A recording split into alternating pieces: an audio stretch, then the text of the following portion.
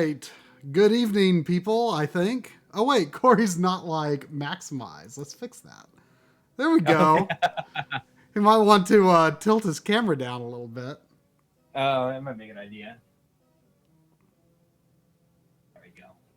Let's try this. That'll do. That'll do. I don't know why my light looks awful. I don't know. My light and my audio apparently is not sounding good. I don't know if it's maybe it's because of my my air conditioner running in the background. No, I don't know. It just you sound a little harsh, I think, is all. But I shouldn't.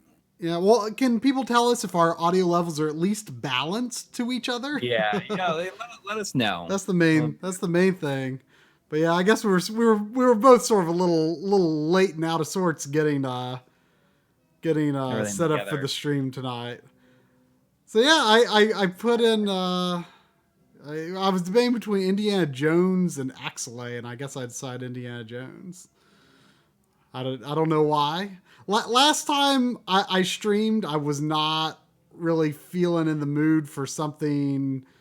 What did I play last time I streamed? Gosh, what was it? I looked it up you earlier. Were playing why can't I think of it? It's Carol Blaster. That's right. Yeah, because last time I was like, I just wasn't really feeling in the mood for something that was going to like be of a unknown challenge level or something that like I was just not feeling in the mood to be challenged last time I streamed. Yeah, and I feel today I was kind of like, well, I don't know if Indiana Jones is difficult. I know Axelay would probably be difficult, but I was like, I could go for something like that today. Well, actually has limited continues, and Indiana Jones. I assume it has a password. It has a password system. Right. So that's right. Because I mean, it's even with like Empire Strikes Back and Return of the Jedi, they're pretty long. Mm-hmm. See, Danny Bush Visuals asking if I'm originally from Western New York. Yes, I grew up in Jamestown, New York, which is about an hour and 20 minutes outside of Buffalo.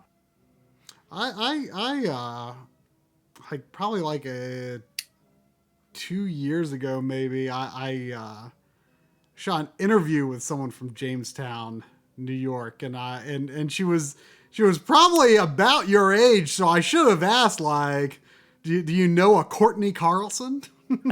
Courtney. Well, I don't know if they would say. They probably wouldn't know. Yeah, they wouldn't. It might be news to the chat. I don't know if we've ever like said that my name is actually Courtney on the on the stream before. Have we ever said that before? It was in your yearbook. It was really funny because there was a yearbook photo of you, with your old big style glasses, and it said Coury Carlson. They're like, ha, what an embarrassing typo. And it's like, no, that's just for whatever reason, that's what your mom named you. Yep, that's true. I never thought that the O-U-R-Y spelling seemed that weird, but then again, I haven't known very many people. It's definitely pretty weird. I've never known very many people named Corey, so I guess I just never thought of it. I have known a girl once that went by Corey, and it didn't occur to me until later that, that was probably short for Courtney. Yeah. Courtney is a girl's name, but I mean, there are some boys named Courtney out there. Believe it or not. Yeah, but we've both finished some kind of milestones for the episodes we're working on this week, and we both finished some pretty substantial scripts this weekend, like big scripts. Yes, yeah, and I shot my stuff. So next episode is going to be finally at last is going to be portable EverDrives. I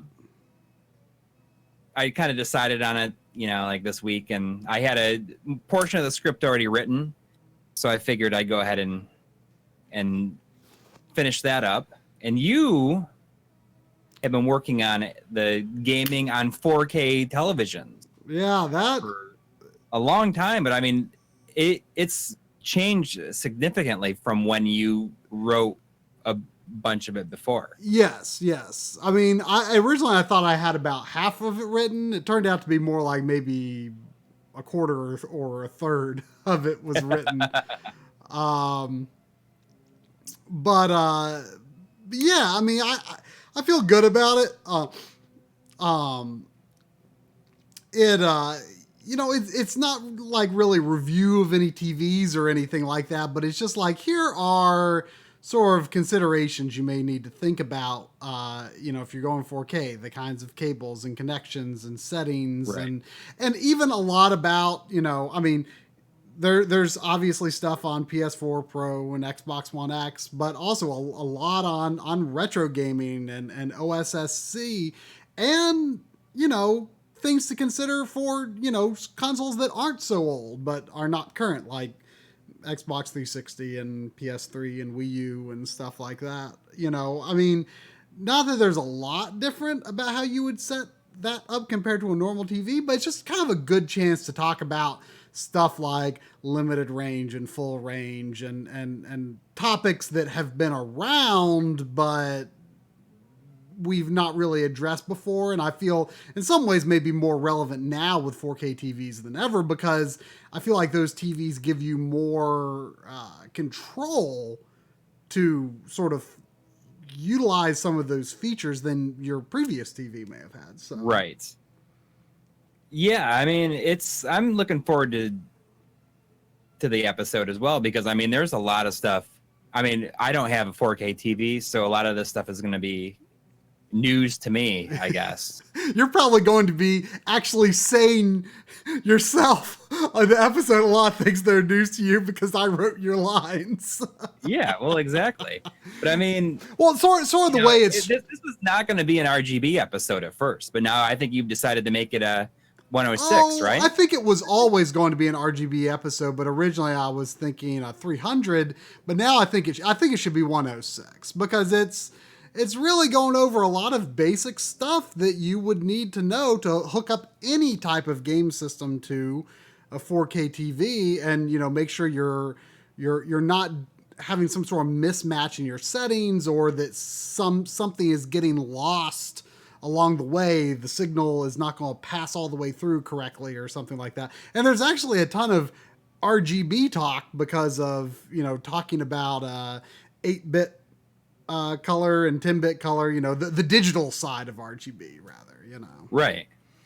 So it really is very much an RGB episode. Might talk about RGB and more than in other RGB episodes, except this time we're talking about the digital RGB.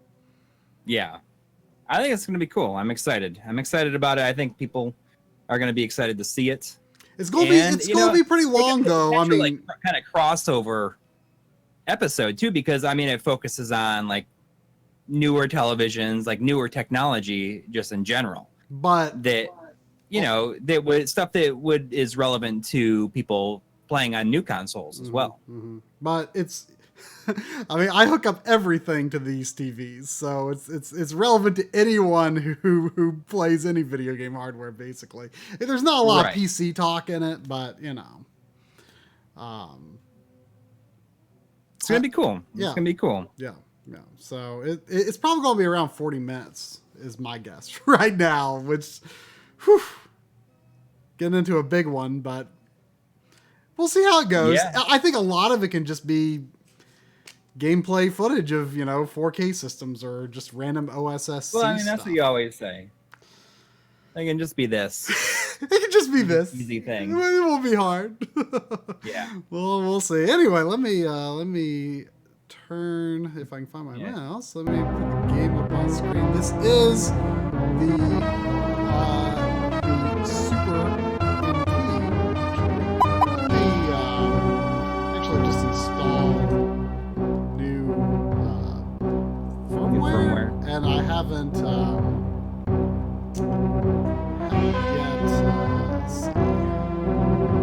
You changed that font though. I did. I changed that font right away. I changed that so fast. Let's fill out that little CRT.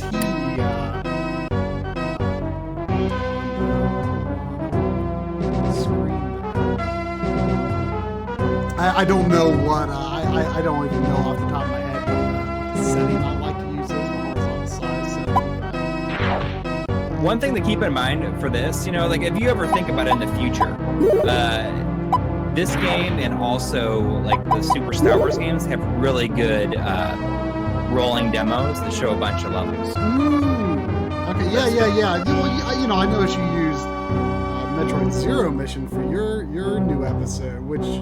Well, no, I actually didn't. I was just like testing with it. Oh, okay. Because I think that game. I know that Super Metroid has like quite a few. People are saying that the game audio is too loud. There we go. That's probably much better. Sorry, we did not. We were kind of rushed throwing things together, so I didn't have that set beforehand. That's a little better. I turned it down a lot. I can turn it down more if you need me to, though. So let's see here. Jump B, weapon Y, roll A, grenade X. That sounds good. Punch R or L. Select weapon as select. Okay, I can deal with that.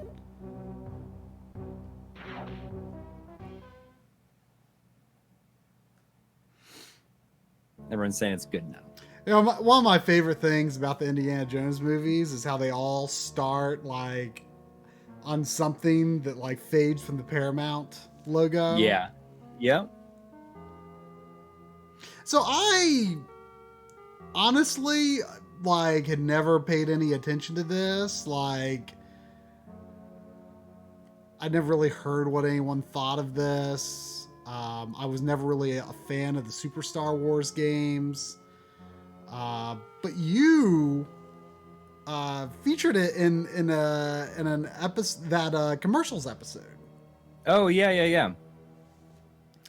And I was like, it looks kind of good. And it's Factor 5, which I would not say I am a Factor 5 fan per se, but they're interesting. They're certainly interesting. Yeah. Like I haven't played very far into this one. I played all 3 Super Star Wars games because I really liked them, but I never even owned this until you found 2 copies of it. Like the week after that episode released. Yeah. It's always interesting because, they always make action scenes out of stuff that is not even something in the movie. I mean, well, at least they did with the Super Star Wars games because they really stretched out the length of those games.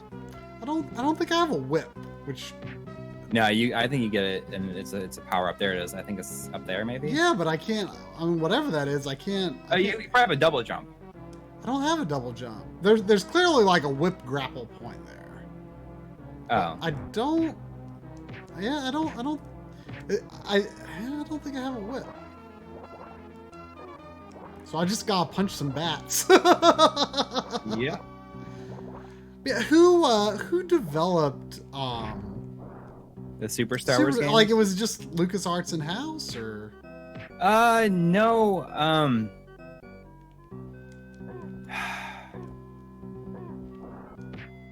Something I feels know it's wrong. Something feels wrong. I feel like I should definitely have a whip. Let's go. Oh, I think I missed it. Yeah, there was like a cocoon or something. Okay, now we're in business. I'm getting. Oh, is it right at the beginning? I'm getting extra indie up there. There we go. Hi, Sandy. No, I don't care about important updates pending Windows. Go away. Do that at like never. Okay. Do it 1:01 a.m. That'll be fine. No, why didn't you? Why did you not save that? It's been bugging me about this for days. I thought it would I thought it would do it just when I like turned off my computer, but it didn't. We're just running into all kinds of problems tonight. I think this is the first time Tri has played this. I believe I tested the game when I got it. Otherwise, yeah, I've not really played it. But the Super Star Wars games, you know, like they really stretch out the length of those, and they make it's like Return of the Jedi has like 4 levels of like trying to get to Jabba's palace, of like them going to Jabba's palace. I remember playing a friend's copy of Return of the Jedi on Game Boy, and I want to say it wasn't the same, was it? No, I don't think that those. I remember you could choose between Chewie, Leia, maybe Luke. I can't remember. It was like it definitely started in the desert. There's a mode 7, and Return of the Jedi. It starts off with a mode 7 level. Really? See, I used to have those games, and I definitely remember playing inside Jabba's palace, but for some reason I felt like that was the start of the game. Inside Jabba's palace? Are you sure? Because I remember playing. Did it start? Am I sure that Super Return of the Jedi started off with a mode 7 level? Yeah. Yes, I'm absolutely positive. See, 100%. I don't remember. I definitely remember playing a level inside Jabba's palace. Well, there is one later on. Right, but I'm saying it's like 3 levels, like getting to Jabba's palace. Well, see, I guess like racing across the desert of Tatooine. I mean, what I'm saying is I don't remember. Climbing the cliff. I don't remember playing very much of it, but I do remember playing a level in Jabba's palace, and I'm just like, I can't deal with this game. Yeah, the first level in the Game Boy game, I just remember it being the Tatooine desert, and you know, you play what was Leia's costume? Like Boosh. Boosh. Yeah. Boosh Leia. Let's go. Uh-oh. They give him all his dialogue that he doesn't even have. Whew, that wasn't so bad. I don't think these boulders falling hurt me.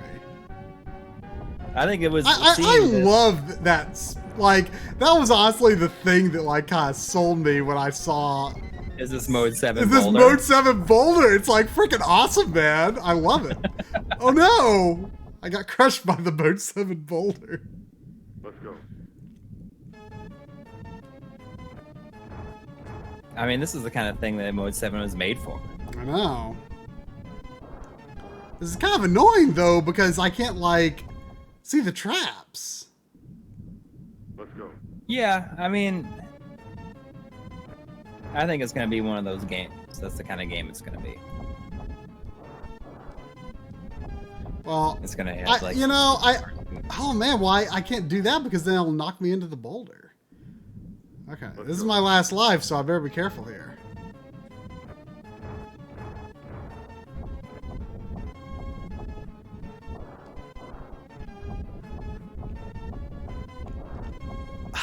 I feel like I got ahead of it kind of before.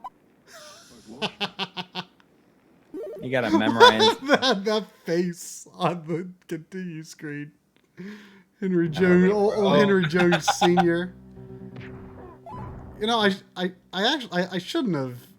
I shouldn't. Why even give you limited continues if there's a password? Yeah, that's weird. Unless it remembers how many. It remembers how many you have, which would be annoying. Like at the very least, they should let you do each. They should let you do each movie with a fresh start, right? You know. Yeah. Let's go.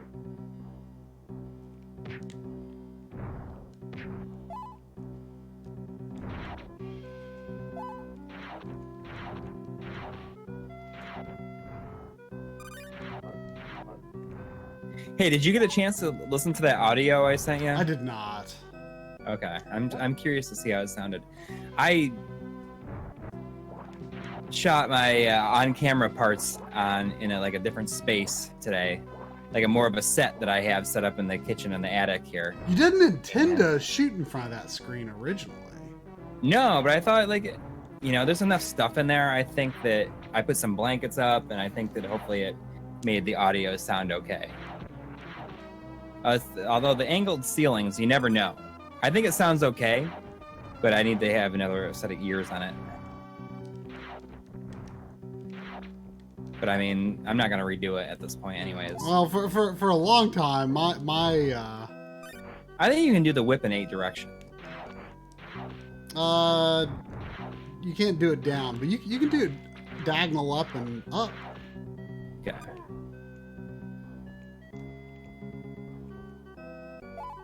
Is there any developments on GameCube HDMI adapters that are as good as the component cables? Well, yeah, I mean, I think that all the ones that are kind of available at this point are equal to. I mean, in terms of quality. Yeah. Yeah. I mean, the one thing is that I really like the way that that 480p looks on the OSSC with the 2x, the 960p mode, and you can't get that exactly with you can't plug the HDMI GameCube into the OSSC, and there might be some way to adapt it, you'd have to convert to analog, but I don't know what a good adapter for that would be. Yeah, I don't know. Electron Ash is asking if we saw his latest project Distraction on Twitter. No, I didn't spend a lot of time at my computer this weekend. It was my daughter's birthday today, and we had birthday party yesterday for her school friends. So I've not been on social media too much, and that combined with trying to fit in writing the script as much as possible. I was trying to see if rolling would get me ahead a bit. Let's go. Didn't work. Oh, I think I have to hit down. Oh, but he does a little pause afterward. I don't think that would be very effective.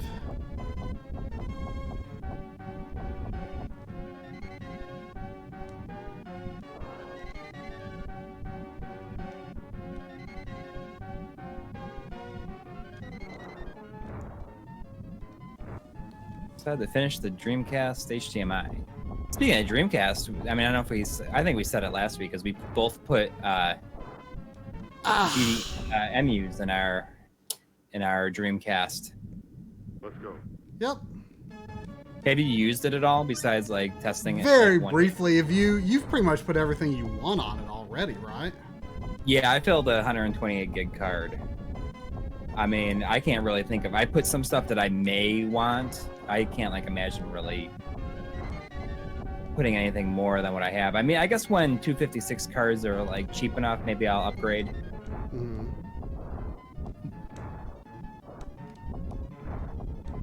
Whew. Surely you make it? Yeah, I figured out that if you run down the slope instead of jumping, you get a lot more speed. Okay.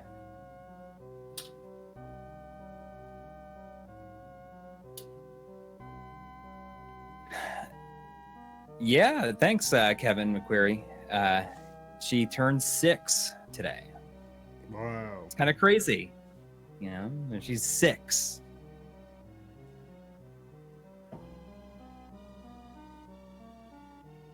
See, if you were a kid just looking at this story, not really maybe knowing much about the movies or having not seen the movies, you'd think that, Indiana Jones is just, some guy who, goes on secret missions to stop the Nazis, Yeah. It was kind of when I was really young, I thought of Indiana, my dad had the movies on VHS, I watched them a time or two, and I just thought of Indiana Jones as just, you know, action movie man, right? Like, I didn't think of like that he was a teacher. Yeah, he's like a college professor, you know? And that's like one of the coolest things about him. I think so too. It's like, you know, not what you would expect at all. Yeah. But I remember like it'd been years and years and years since I watched the movies, and then I like finally like revisited them in high school, and it just blew me away. I just could not, like, I mean, especially the original, obviously. I mean, it's like, I mean, it's a perfect movie, basically. Yeah, I mean, I think we've talked about this a lot. I mean, I'm not sure if we've ever talked about it on stream, but I mean, Raiders of the Lost Ark is about as close to a perfect movie, movie. You know, I mean, obviously, I think the Terminator. Oh, look, 2 there's probably a password. Aliens is perfect. We want to take a picture of that password. But I mean, it is such a great movie. I mean, it is basically a perfect movie. I mean, yeah, I had a chance to see it, a 35mm print of it at a midnight moving when I lived in New York. I've seen this movie maybe 30 times at least, I'm guessing. Sounds about right. I love it. Like, as soon as he says, you know, I'm going after that truck. Yeah.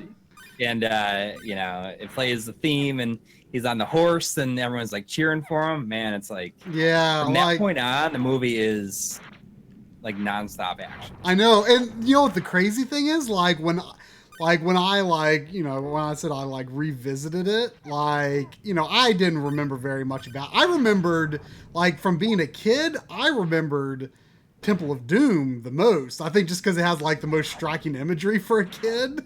It's like horrifying, you know? It's absolutely a horrifying movie. I mean, I saw Temple of Doom in the theater. Mm-hmm. Yeah, and it's a scary movie. I mean, compared to this, you know, it takes like the face melting and just like make it like turns it up completely, you know, with like, especially with like the heart. But I always thought the scariest thing about it was like when Indy is like evil for a little bit. Yeah. And that's like for a kid. I remembered a lot about Temple of Doom, but I remembered like the boulder in the first one. Otherwise, I don't remember really anything. But yeah, like, so I remember very little. So I'm revisiting this movie for the first time in ages in high school. Mm-hmm. And like they get, you know, like I thought the movie was like basically over at that point. And it's like, no, there's like 4 more awesome action scenes still. Yeah. You know, it's just like, I was just like, holy crap, like I can't believe like this movie keeps going on and on and on in like the best way possible. Yeah. And you know, the original Star Wars is a lot like that too, where there's so many parts where you think that it could end. Well, then, I don't know if I ever thought that, but I mean, I don't know. I guess I didn't have that kind of perspective on the original Star Wars. I feel like there's other examples I can think of. Yeah. But I always think about I think the scariest part now about Temple of Doom is like the bugs when they're in that, like when the ceiling is coming down, there's the bugs, like the huge insects, and the one like climbs like behind her hair, behind Willie's hair. It's like, ooh, it's like that. I don't like bugs at all, basically. Me neither. But I mean, the huge bugs like that. Oh man, it just gets me. I mean, honestly, the part that always stood out to me as a kid was like the monkey brains. Yeah. Which is probably meant to be less extreme than a lot of the other stuff, but oh crap. I like that the place is burning and they gave you no real context of why it's burning. And they gave me a checkpoint like in a really weird spot.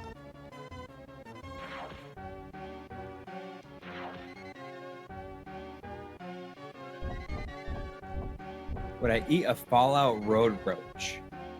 Is it from the Fallout games? Yeah. I mean, no. I mean, I wouldn't.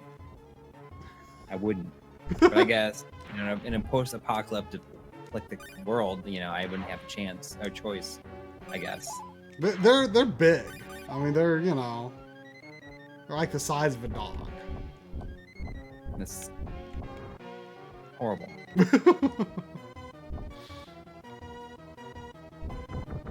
Oh, what? I hope that floor looked different because I don't know how I would see it. What games are we currently hunting? You know, I have to say that I very rarely am after anything specific.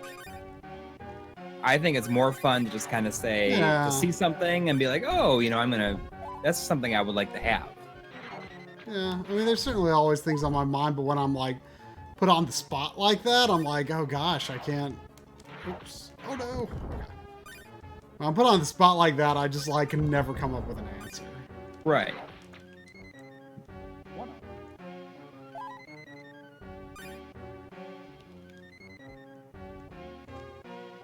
I do want to get Gradius 2 for the PC Engine Super CD.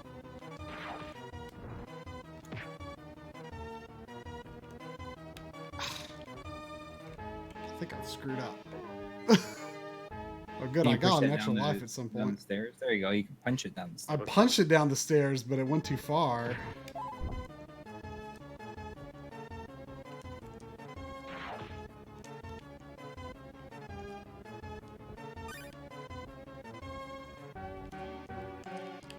Maybe I should push it this way. How many people in the chat have bought 240p 3DOs? I'm curious because somebody posted in our Discord chat about a. Oh no! What? Did it send you all the way back? I've lost it. What? I mean, I game over, man. It is awfully weird that they give you like limited continues. Yeah, well, I mean, you can. I mean, it's a 4.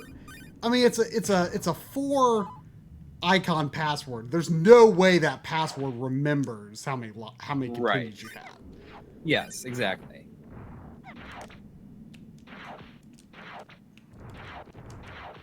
But I think the prices we're going up a bit. I wonder if they'll go down though. That's the question.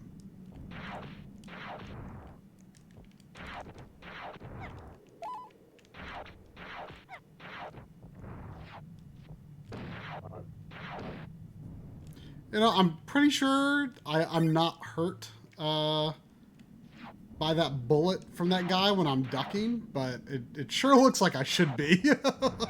Yeah, it goes through your head. Yeah.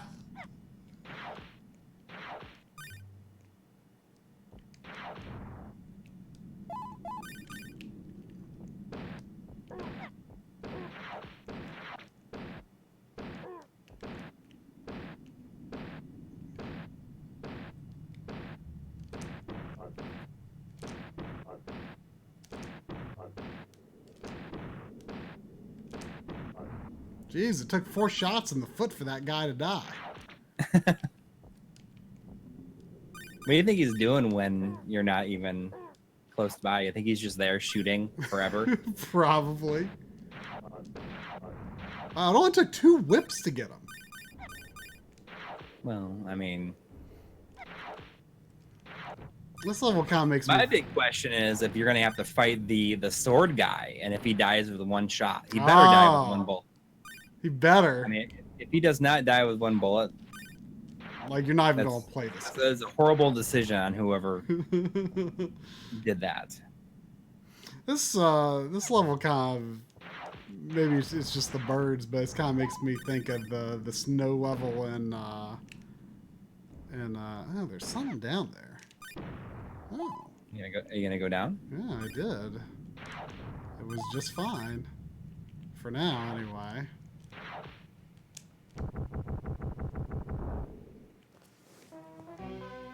Oh, good points. Let's go. Why is the Sega CD so expensive when it's not considered a good system? I don't think it's considered not good. Yeah, I mean, I think that there's a lot of good stuff on it. I mean, you know, there's not many systems that I would actively consider not good. You know, like there are a lot of systems that people were like, oh, this was a failure. You know, people hated this, and I was like, I mean, I don't know. I don't think there's a lot of game systems that I would actively consider bad. Yeah, I mean, I don't think about that too much either. I mean, I won't say that they're bad, but I mean, I guess I like to say, like, sometimes the system is inessential. Yeah. I mean, you even say that in your new episode. Yeah, about you know, I think the Game Gear might feel inessential to some people. I want one though. Oh yeah, I mean, there is definitely good stuff on it.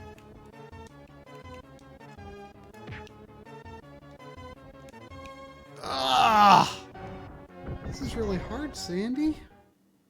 It's really hard. Let's go.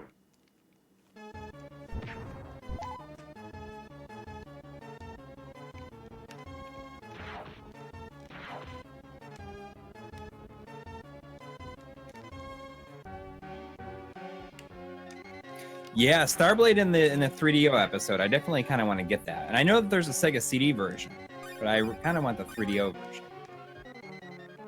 That was that rail shooter that I show.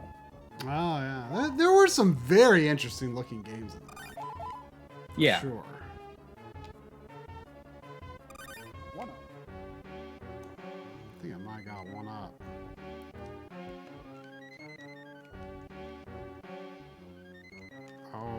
Oh, I think this is gonna be a boss. Oh, there he is. Is it what's his face? The SS guy. Yeah. The guy with the. Oh, what? I didn't even see that the floor was being destroyed. Is he? He's like. Good evening, Fräulein.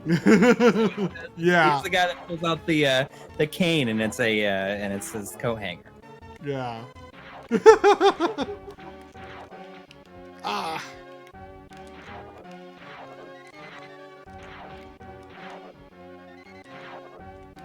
I always liked. I like that Marion just kind of like she's just up there. I always liked. Oh, it just ended eventually. I always liked the small round spectacles villain look. You know. Yeah. Because you can always have that little glint where like the light is all on their glasses, so you can't quite see their eyes. You know. I have a Raiders of the Lost Ark poster. You will need this medallion to find the Lost Ark. That's exactly how the plot goes. Yeah, she's just being all nice and helpful, you know? Yeah.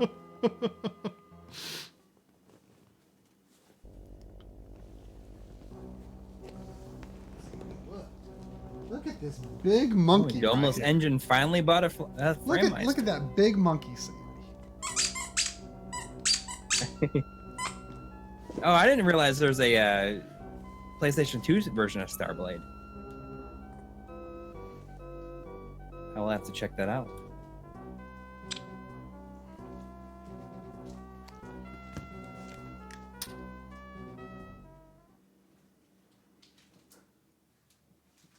Let's go. Oh, look at all the people in the foreground here.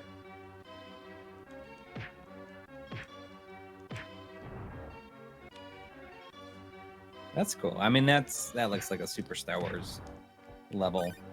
The cantina in Jabba's palace kind of does that same thing. I'm finding that I can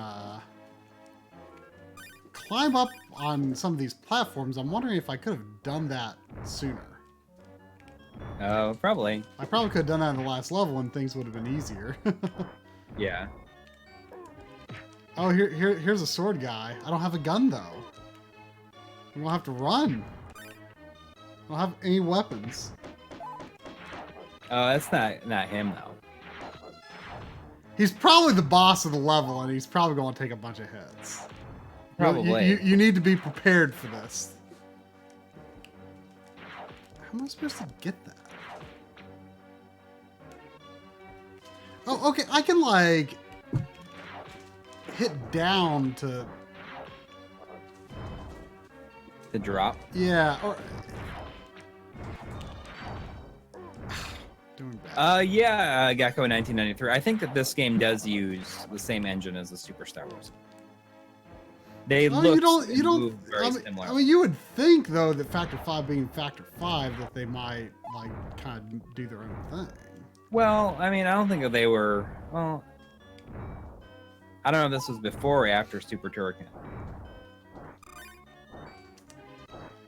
I mean, there's Turrican games for a bunch of systems. So I think I was told someone in this chat facility deemed the Sega C as inessential. And I want to know who is speaking that blasphemy right now. It certainly was not me or either one of us. I mean, the Working Designs library makes it essential on that alone.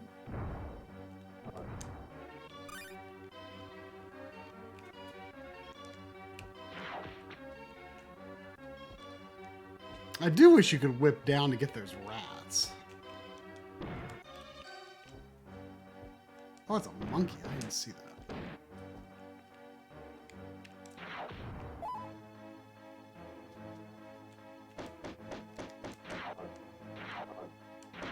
BW is saying, late to the stream, how are you playing this game? Original hardware or Super NT? Tries playing on the Super NT tonight.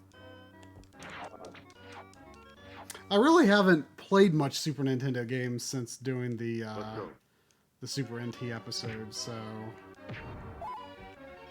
I mean, I really do see myself using the Super NT a lot going forward.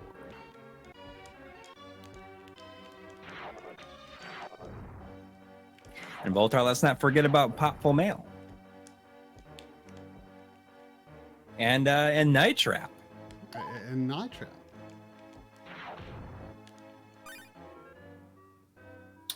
And Snatcher, of course. Yeah, but it's kind of a folly to say the Snatcher is essential, considering, you know, the likelihood of actually affording it. I know. Maybe I'll break down and like do it at Too Many Games this year. You almost did last year. I feel like you missed your one good shot. I don't think I missed my one good shot, but it was a pretty good shot that I missed. Mm-hmm. I mean, you were more spendy at Missouri Game Con and that swap meet in Chicago than... Well, the swap meet in Chicago, I mean, there's just a bunch of Turbo Graphics games that I thought was fun. And I mean, essentially, I had several people saying like, oh, you should get this. I mean, I was only going to get certain things. And then like Joe was like, oh, you should also get Galaga 99 or Galaga 90. And yeah, you should get Dragon Spirit.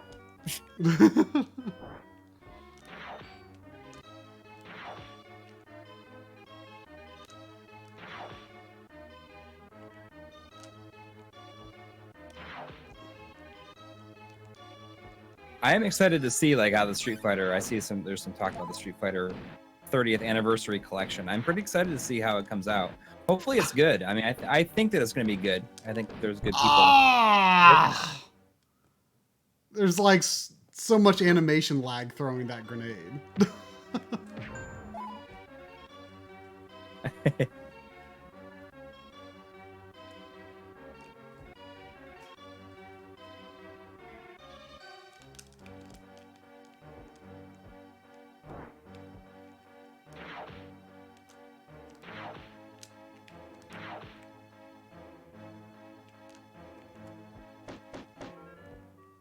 Well, that bad guy's still dead, so I can get that one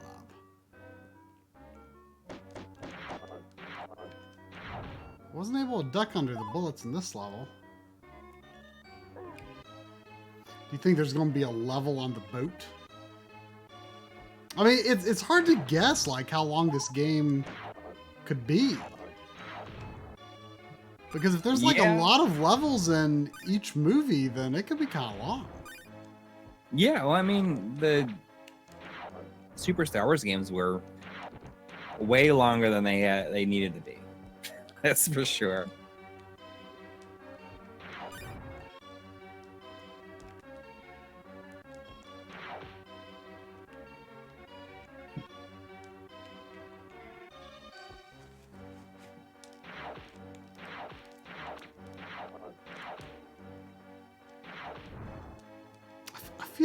I feel like I'm missing something. A movement mechanic. Maybe. Oh wait, I can kind of jump on this. Maybe this is. Oh, I see. Ryan Schmidt, that is the Galloping Ghost swap meet is the one that we went to. We were in the area working on a project. Yeah. So I'm saying you can roll, but you know that already, right? Yeah, I do often forget about it though. It seems fairly inessential most of the time.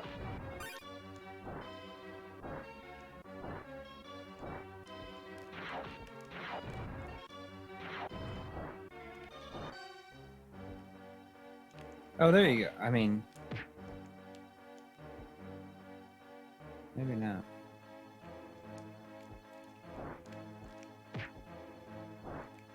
How am I supposed to? I don't know. It like disappears. Oh wait, I can get up on this one without. There we go.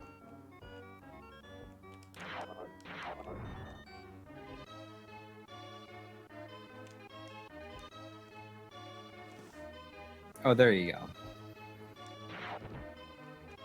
Yeah, the gradient. I like the enemies die, but like they catch on fire.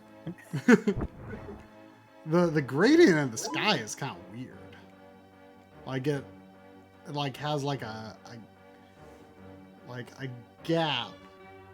And then is that monkey throwing bad dates at you? That's what I was thinking about. I bet he is. I'm sure he is.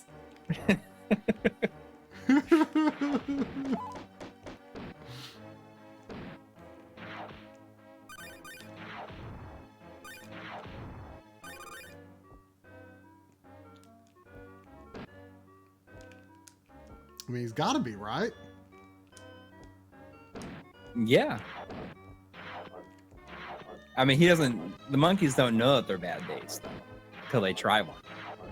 Oh, I mean, maybe he saw the one monkey die. Maybe. And then he's like, aha, I'll get that Dr. Jones. Are you planning on getting Hyrule Warriors on the Switch eventually? I don't know. I mean, I would like to have it, but I mean, how much is it? I think it's full price because it has all the DLC in it.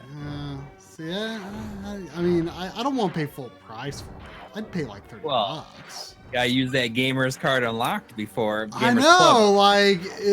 like that was the talk of the internet these last couple days. I know. I had only like just started appreciating it. I mean, I guess I've got in theory for another year and a half if they'll honor it. But Yeah, I mean, because isn't like the minimum like sign up time like 2 years? Yeah, I mean, I think that's the only sign up time. I mean, I just signed up. Man, I think it was March. I think I signed up. So I have it for a long time too. But it's such a bummer because like I had been like using it to like so that I didn't have to like pre-order so much and I could just like buy games when I wanted to. Yep. So it's definitely sad times. Is there no like higher bounce?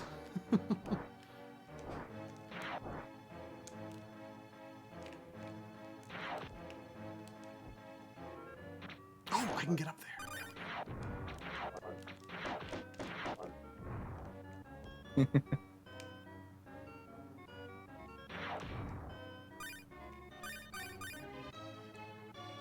It's kind of hard to find your way through this. Yeah, it definitely is. Oh, here we go. It worked! He dies with one hit? He did! Okay. Well, that's good. Let's go. But now there's another section to the level. Oh, it's an auto-scroller.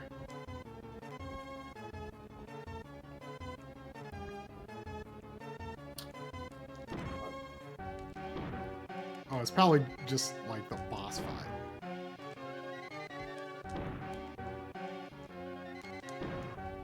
Did I talk to you about that? The new Dan Bell Dead Mall what? video that went up. It just like got really fast all of a sudden. Maybe there's a time limit. Maybe you gotta get on there. Maybe? I guess that's possible. So the new Dan Bell video. I don't know if anybody is not familiar. If you're a big fan of like malls, like mall culture of the 80s and 90s, like I am. He does a video series where he goes to malls that are basically going out of business completely. And he went to this one mall in his new video. It was a mall that I went to a whole bunch as a kid in Warren, Pennsylvania. And there was like one more store open in there.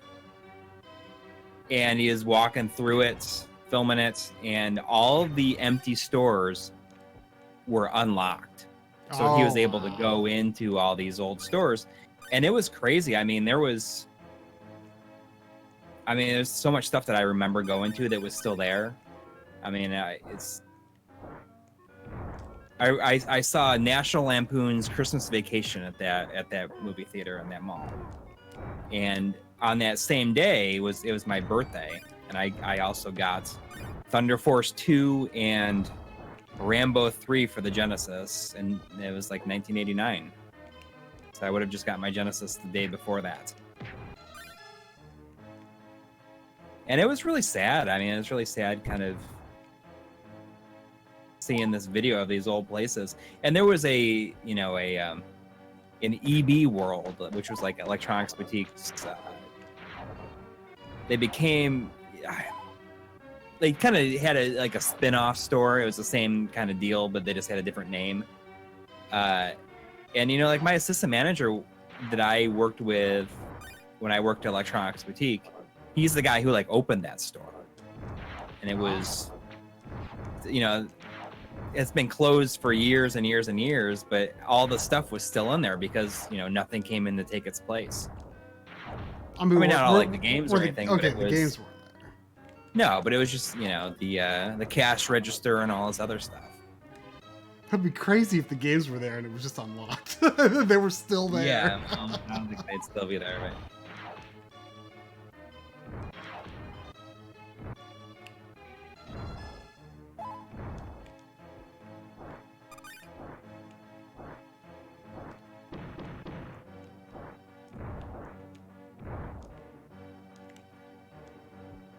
But I mean, I've kind of been thinking about this video all weekend. I've watched it several times.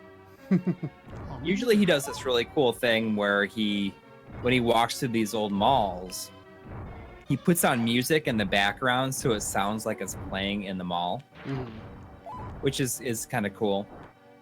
I think I've got infinite amp. I think that there's been like some popular YouTube videos where people will take songs and play them over as like a still picture of an area, like of an empty area, like an old mall or something like that, and so it sounds like it's playing in the location of the photograph. But Dan Bell kind of like pioneered this whole idea of doing that, and it's pretty cool. Let's go. So I was a little obsessed with it for a little bit. See, I hated that. Yeah, Diego Rivas. I know. I realized that he does play his vaporwave that he plays usually.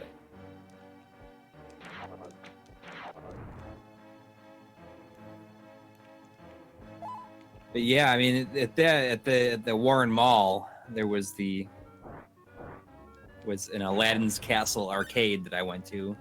I remember playing the Aliens arcade game there, and also Night Striker, which is kind of it's very Space Harrier-esque game by Taito with a Zuntata soundtrack.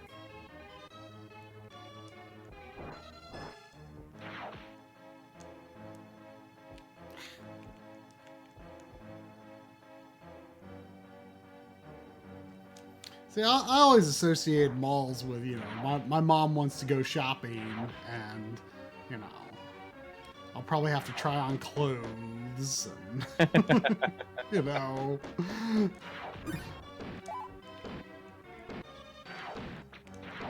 I didn't even,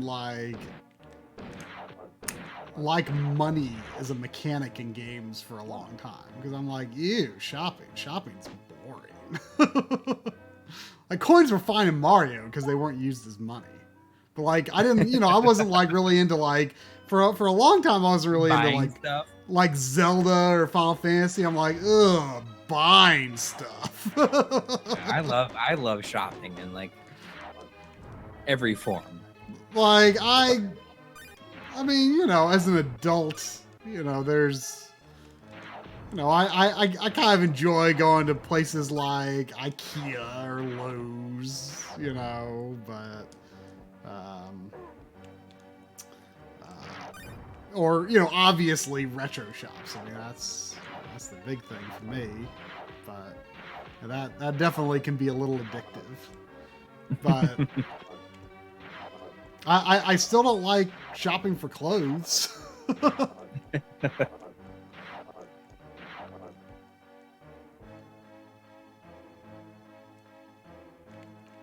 Oh yeah, I saw the new Halo arcade game. I just saw it on my phone, so I didn't look too closely at it. But it's is it a 4-player it has 2 screens and it's 4 guns or something like that. So it's kind of a a gallery shooter type thing, I'm assuming.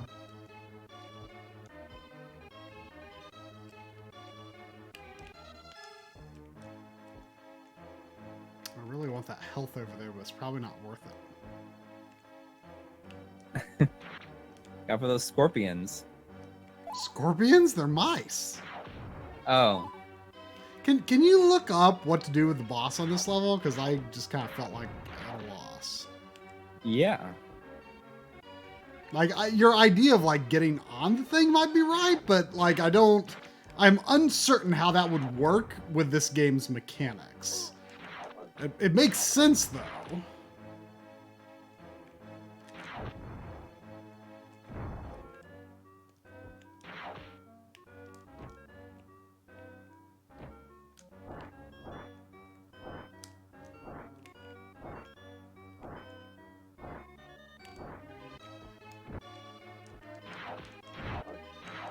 Pick up the pistol immediately and move. Jump over the bales of hay constantly being thrown at you. You have to shoot the driver 12 times and then leap onto his vehicle before the donkey speeds up. Oh, okay. Yeah, I know this isn't easy. The best way to do it is to run right in front of the guy and fire shots at him.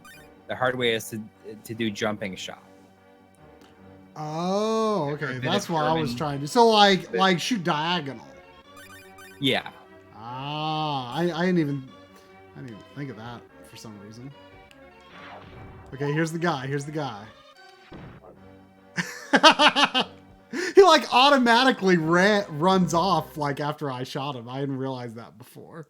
Like Indy like automatically starts running. Let's go. So I for some reason I was assuming that I had limited bullets. Yeah. Bullets. I still say bullets all the time. Bullets. Okay, is there some? Oh, okay. Okay, I didn't see that coming. Oh, is it gonna let me start at the second guy? No. Okay, I get it better now though. So I recorded a whole bunch of new game commercials off of some of my old MTV recordings. Your personal recordings this time. Yeah. So they're not as nice. They definitely need some audio work.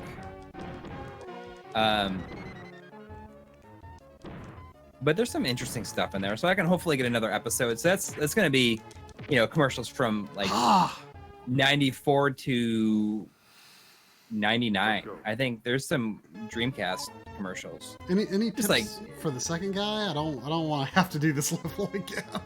Yeah. After a bit, a German pops onto the cart and knocks your weapon away. Simply crouch and punch combos. Use crouch and punch combos on him. After like 5 punches, he'll go to the graveyard. All right, let's see.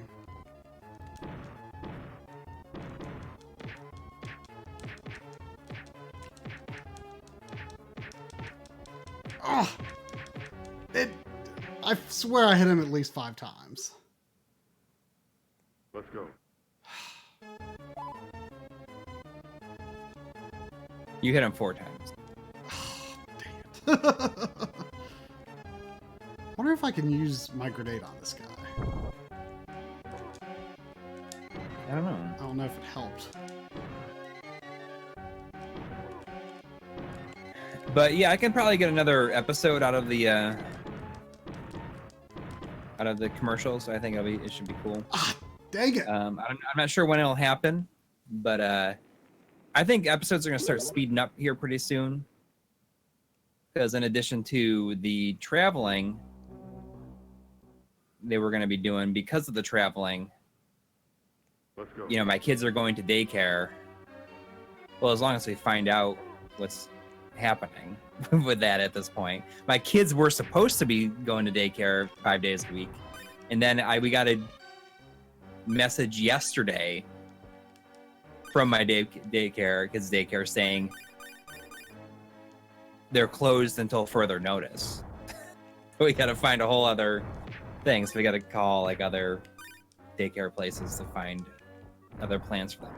But because of that, because we're gonna be traveling so much, the kids are gonna be going to daycare every day, which essentially means that I'm gonna be working except for when I have like some freelance stuff.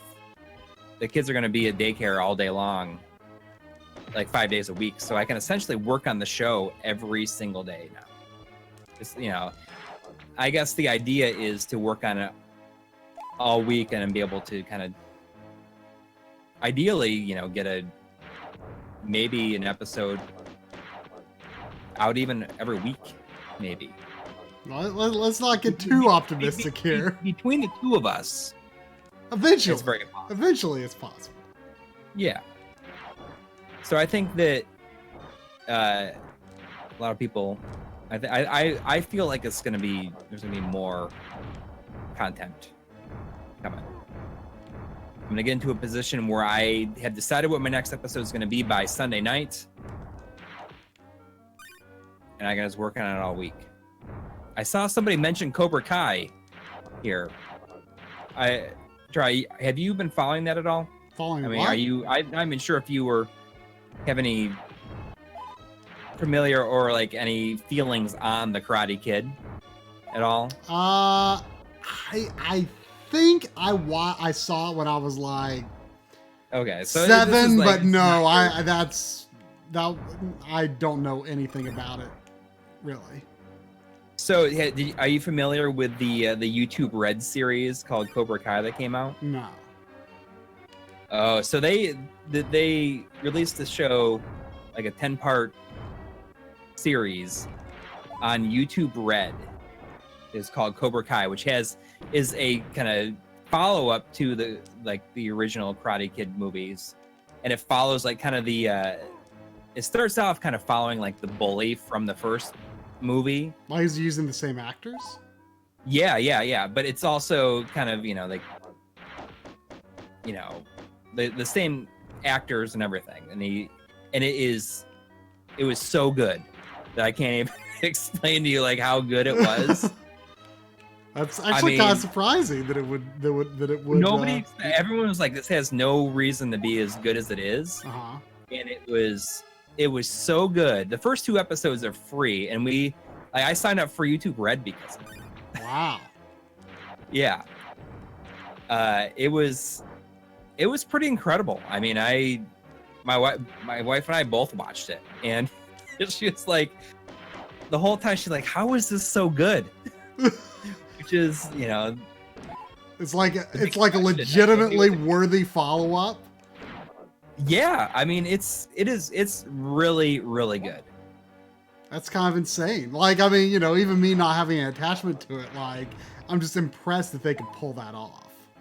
Yeah, well, I think that you're not the only one. I mean, every single person, I think, was not expecting it. It was really good, and it's getting a second season, and I'm really excited about it. I mean, I saw the Karate Kid like when it came out, so I was obviously. I mean, it's definitely I'm one of those target audience. It's definitely one of those iconic movies that I need to get around to someday. Oh sure. Yeah, but I mean, it's hard to say. I mean, I can't explain to you like the kind of effect it had on just like kind of culture in the U.S. and in the time that it came out. I mean, it's because of that movie there was like karate dojos like in every strip mall because of that movie, because of the popularity of that movie. Really, like the whole like martial arts thing for kids like was not as big as it is now. Well, I mean, it's not as big as it became. I mean, it became really, really popular because of that movie. I mean, I guess it pushed it into like a whole other consciousness. I mean, I know that I took karate for, a few months because of it. I never did any martial arts type thing. But the series is so good. I saw some people in the chat that saying it was so good, and it really was. I mean, and it's strong like through to the end. How long was it? It's 10 half-hour episodes. That's pretty crazy. Yeah, I mean, if you watch it, like definitely watch the original movie, and then watch it afterwards. I think that you'll really appreciate it because there's a lot of good stuff. I mean, you can watch the 2 and 3, but I don't think that they're super necessary. There's like kind of I forgot there were even like more references than to it. one. What's that? I forgot there even was more than one. People only talk about the first. Right. Well, I mean, the second. I mean, they're decent. I mean, I've only seen the third one. I think like maybe twice.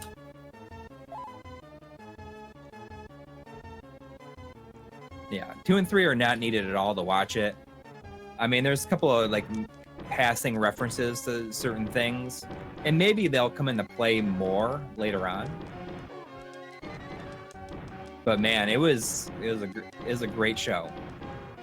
It was a great show.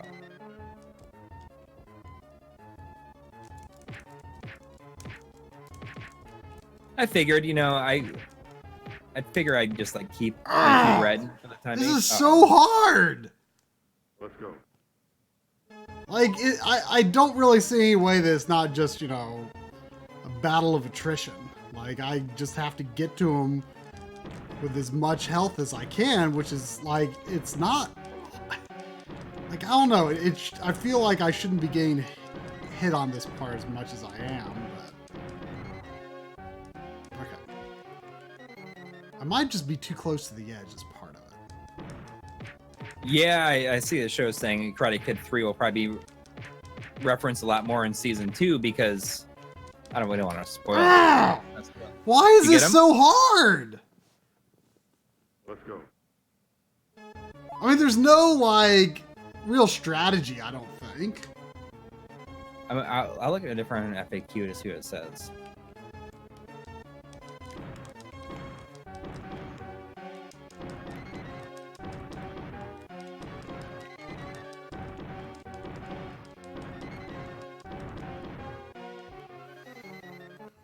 Yeah, I'll just pause it until you tell me if there's any tips, because this is really annoying. Hang on.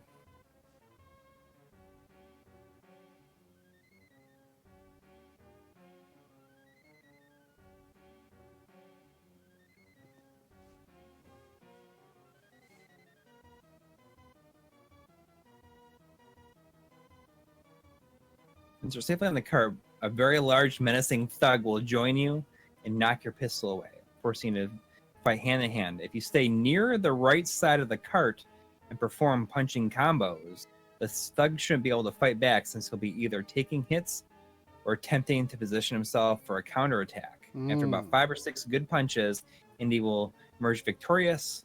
So stay toward the right side. You might have to do some combos. Maybe maybe just the single. You can't button mash. The single punches might not be. I see. The Game Chasers is in the chat. I wonder if they watched. I'm assuming it's Billy. If he watched Cobra Kai and what he thinks about it, because he seems like someone that would probably enjoy it a lot.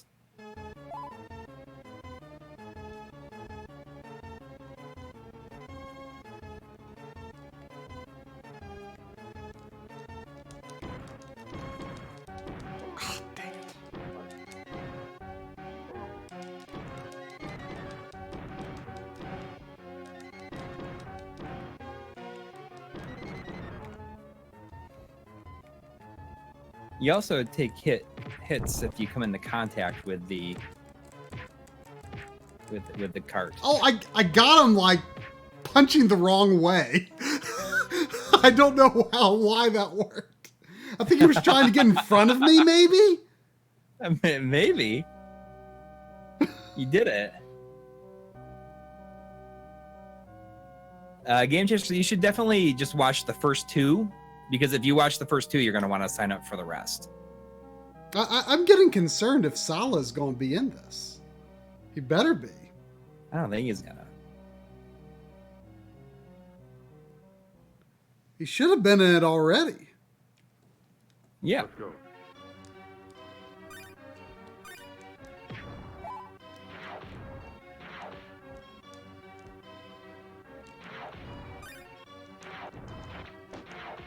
It's on YouTube Red, not Netflix, which is kind of odd. But I think that I've never known anything about like what YouTube Red's. I just never would have assumed that YouTube Red had like a series that would be of interest. It really hasn't. This is the first I think YouTube personality anchored show that they've ever had.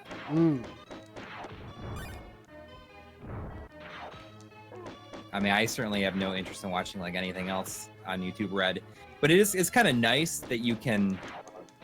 Like, there's no ads. I mean, being a YouTube creator myself means that I definitely do not use ad block on YouTube. But you get revenue from YouTube Red subscribers that watch your stuff, right? Right. Which, right. And so in theory, if they have a lot of really good shows that make people want YouTube Red, you might be getting more revenue because so many people use ad block. Yeah, yeah. I mean, I guess it's kind of a circular, you know, a circular relationship.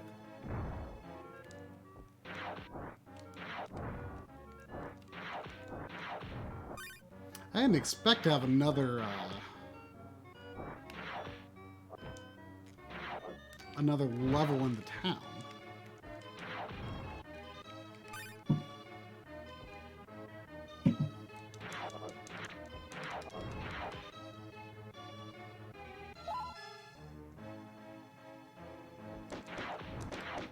You know, I'm not so sure that they gave me a password after the previous level. I don't think they did. I mean, I would have considered that the end of the level, but we're not like going to a new area, so to speak. Yeah, you're still in Cairo. How many levels are in Cairo? I don't know. Does it do any of the facts indicate if there was a password? Yeah. Well, no, it's Streets of Cairo Part 2. Wait, this is the last level in Cairo.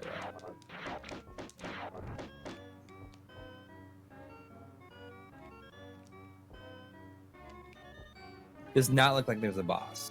Oh, that's reassuring considering I just died. I think I might have another continue, but I'm nervous. I don't want to have to fight that boss again. Well, now you know how to do it. I don't know. Punch the wrong way. I don't know if that was actually a trick that worked or if it just seemed like that. If it might have just been a fluke.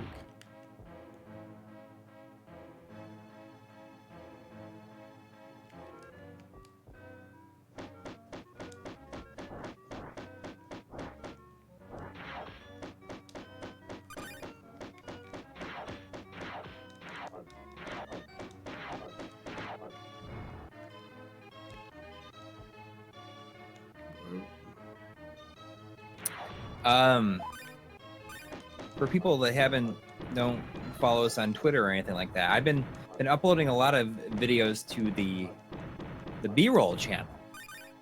A lot of VHS tapes that I had that were sent in. You know, that video, that VHS tape that I linked to Duke in our Skype chat room earlier today. When I went to search for that, I did not know that was on our B-roll channel. Really, I just put it on the other day, and it's kind of messed up because I must have done something on the export for it because it only has right channel audio, so I got to redo it. Oh no, they gave me a password which I think might be the same as the previous one.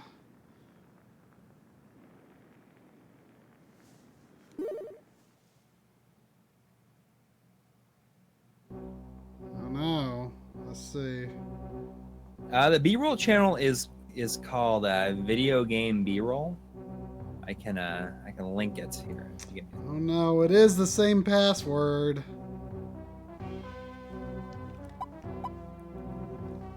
Oh, it's okay. It's alright. Oh, it's actually already entered.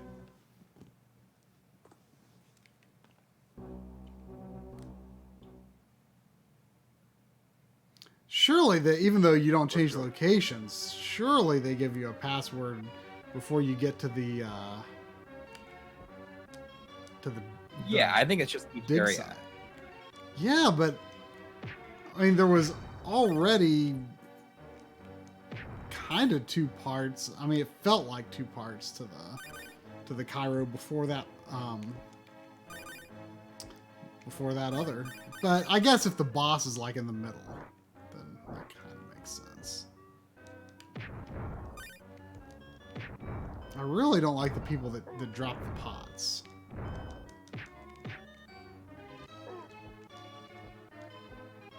Thoughts on the current state of Star Wars?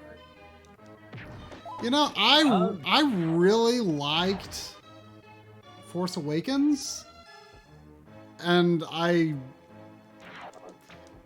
didn't really like Last Jedi. Like, it doesn't bother me so much like the things that happened in Last Jedi. I just felt like it wasn't a very good movie. Like, the biggest thing that bothers me about is like how a significant chunk of the movie was spent on a side quest that ultimately was a failure and had advanced the plot in no way. That was my biggest beef with the movie. I just personally just like don't have any. I just like have not felt compelled to rewatch like any of the movies. I feel ambivalent. Like I just can't. I don't have any real desire to see like Solo. I don't think a lot of people do. But I think that. I mean, Force Awakens, I guess, was all right. But I mean, I feel. See, I was under the impression at the time. I was under the impression that you really liked Force Awakens, and then it wasn't until Last Jedi came out that you started expressing that you didn't really care that much about it. See, I thought it was really good, and I liked, like with the Force Awakens, I'm like, I really like the new cast of characters. Like, I can't believe that they actually work as well as they do, because you would think that. Yes, I absolutely felt that way, but I just I don't have any real desire to like watch it. I mean, I've only watched the original trilogy so many times, and I can still rewatch it over and over again. But I feel like I just don't have any real interest in like I'll see Episode 9 like when it comes out as well. But I mean, I don't even care. Just like I was with the prequels, like I just didn't feel any desire to rewatch it at all.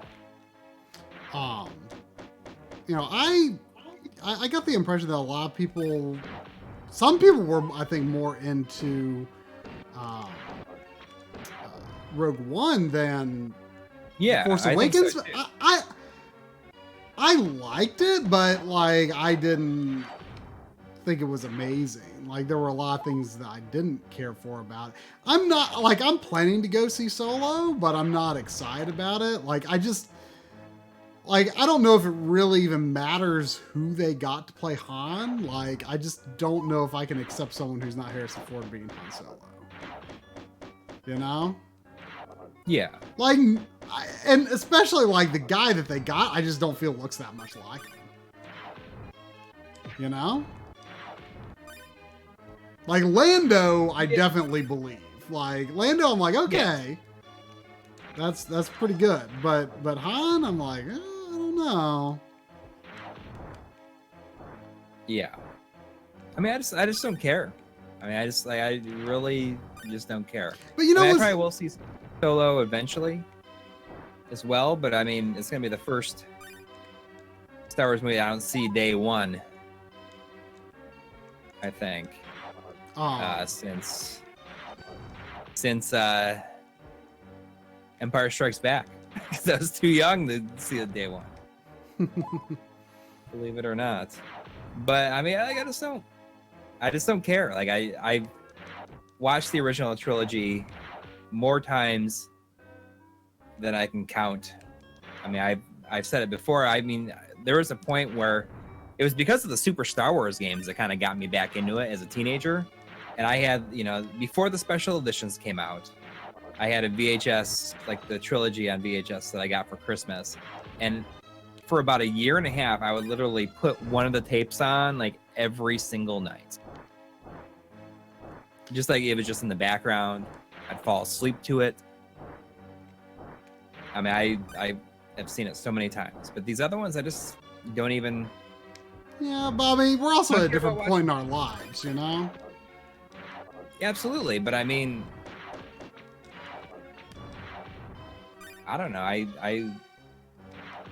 But like, you know, like the Marvel movies. I love. I mean, I don't watch them again and again and again, but I feel like they are really doing a great job with like pretty much every single one of their movies. you know, In a way that just makes me want to. Like for me, you know, I didn't get into Star Wars until Let's go. you know, around the time that the special editions came out. And so I acknowledge that there are certainly some weird problems with the special editions, but I don't have as ill of feelings toward them as a lot of people do. And you know, I really had fun with the prequels when they were coming out. Like, you know, I just did. Let's see if this works. Okay, this isn't. What? Nope, it didn't work. Yeah. Let's go. You know, but ever since like the prequels like kind of wrapped up though, like I've been terrified of revisiting them. Cause like they were like, I think a big bonding moment for me and like my high school friends is like, we just like talked about Star Wars like constantly and like, oh, you know, what was going to happen in episode 2 and 3 and stuff, you know, like that was just like a big thing for us. Yeah. I mean, I mean, I didn't feel that way, but you were also several years older too. Yes, exactly. I mean, I was in college when you know what? Something that kind of just happened slowly. Like my college roommate was like a mega Star Wars fan, and you know, so that like definitely kind of kept me into Star Wars. Mm-hmm. And then like in the years since college, like I just like without realizing it, just like kind of realized like I'm not really much of a Star Wars fan anymore, and I can't do it again.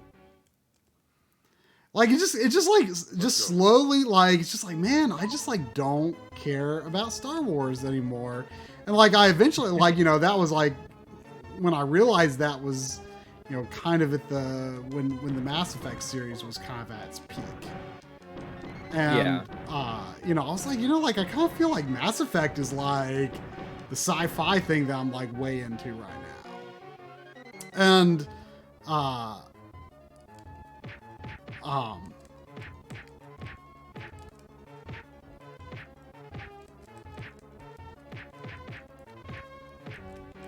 mean, I just feel like if anybody, this like, is so annoying. Like, it doesn't matter who is in charge of Star Wars. I just don't think I'd be excited about it. I guess what I was going to say, like after like Force Awakens, like made me feel like a Star Wars fan for the first time in years. And I was like, man, like I'm really actually excited about this. This feels awesome.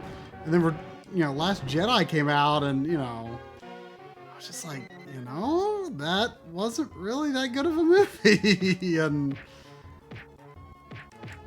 I mean, and I think that it's weird that like even when it comes to the prequels, I mean, the only one that I really liked, I mean, I guess really liked is an exaggeration, but I mean, I thought the episode 1 was the best of the prequels. It's probably an unpopular opinion, but I think the reason I feel that way is because I feel like that's the only instance where George Lucas made the movie he kind of wanted to make. The other ones, he was kind of beholden to, you know, like fan expectations, and spent a lot of time trying to like put out the fire of Jar Jar Binks. No, just like disappointment of like a fan disappointment. Like he's like, oh well, you know what? I'll put Boba Fett in there. Boba Fett's in there now. Yeah. And you know, just like doing all this stuff to try to get these get fans to do stuff when he really wasn't planning on doing it that way at all. You know, like, I think the thing for, like, a big part of the reason that me and my friends were so into the prequels, I think, was because, like, that was, I was, like, only kind of just really getting into movies in general then, I feel like. Before Star Wars, like, I only really, like, watched, like, comedies and stuff. And, like, now, like, unless it's, like, an 80s comedy, like, I hate comedies now. But, or I'm at least very weary of them.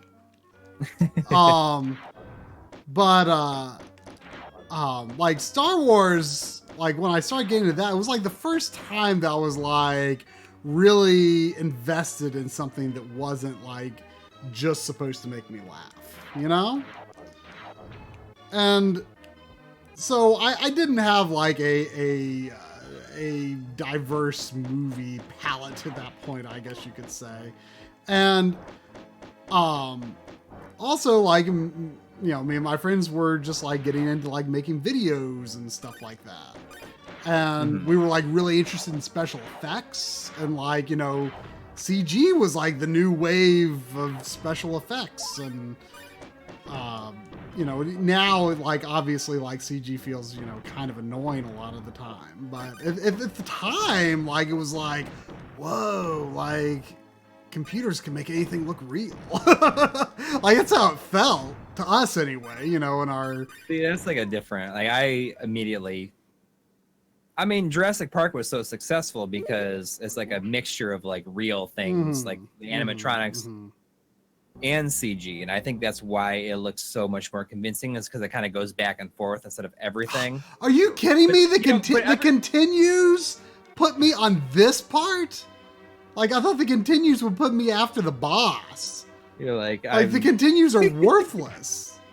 They're worthless. Like, this level is so annoying. This level's so annoying, Sandy. It's so annoying.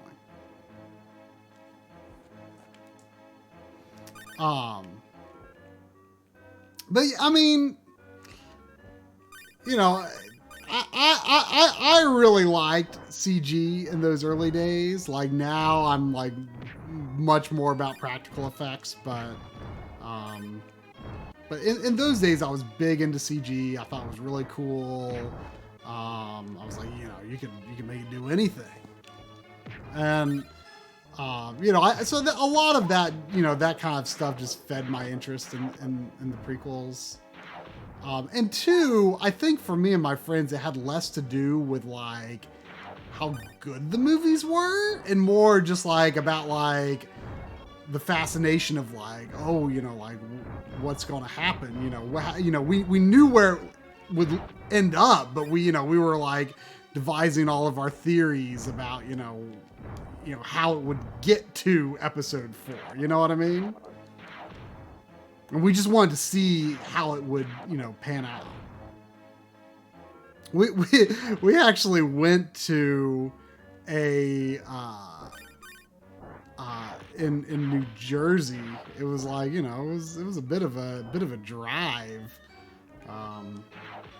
I think one of my friends had a driver's license at that point, but my other friend, his mom ended up taking us because she didn't want us driving that far. But we really wanted to see this digital projection of episode 1. I think it was episode, maybe, was it 1 or, you know what? I think we did for both episode 1 and 2, now that I think about it. But it was like this like DLP digital projection of the movie. And we were like so excited about it. We're talking like, oh my gosh, there were like in the battle with Darth Maul, there was like those there were like these like columns of light, you remember, that like came out of these pits, and there was like these like details of like sparkles or other light that was like coming out of the light, and we're like, oh my gosh, we could see those details. So then, like, I think for episode 2, like, you remember, like, the big, like, arena fight that had, like, that, like, giant, like, mantis creature thing? Yeah. Like, it was, like, a very different looking color than what we had seen in, like, the regular theaters. It was like this, like, very vivid bluish color, and we were like, whoa. Like, we were, like, really randomly into that kind of stuff for some reason. Like, how to get the best picture out of your Star Wars episode 2. Yeah, I see some talk about the movie Contact, which is it's definitely it's up there as one of my favorite movies. That movie came out the summer that I think I was just talking to you about that when when we're here. Yeah, that movie came out the summer that after I graduated from high school, and I for some reason I associate that movie with the song Subterranean Homesick Alien from Radiohead's OK Computer album. And I love the movie Contact. I've probably only seen half of it. It's a great movie. I don't know.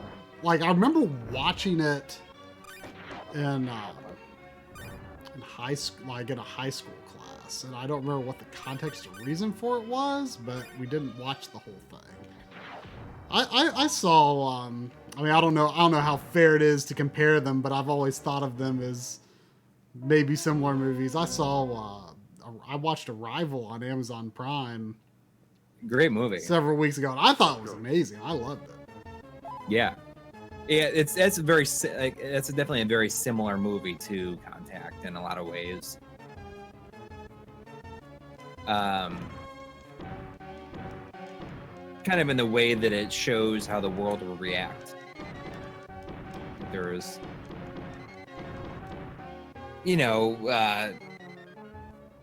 proof that aliens exist. They made themselves known to the entire world at one time. I mean, Arrivals is very good, and I mean, you still haven't seen. You get them? No, it's just like so random whether I do or don't. It looks like you're so close to getting them. I know, but it's just like, I mean, he's going to punch me. I don't know how to, like, definitely not get punched. Yeah. A little bit of talk about Labyrinth as well. Labyrinth is a great movie.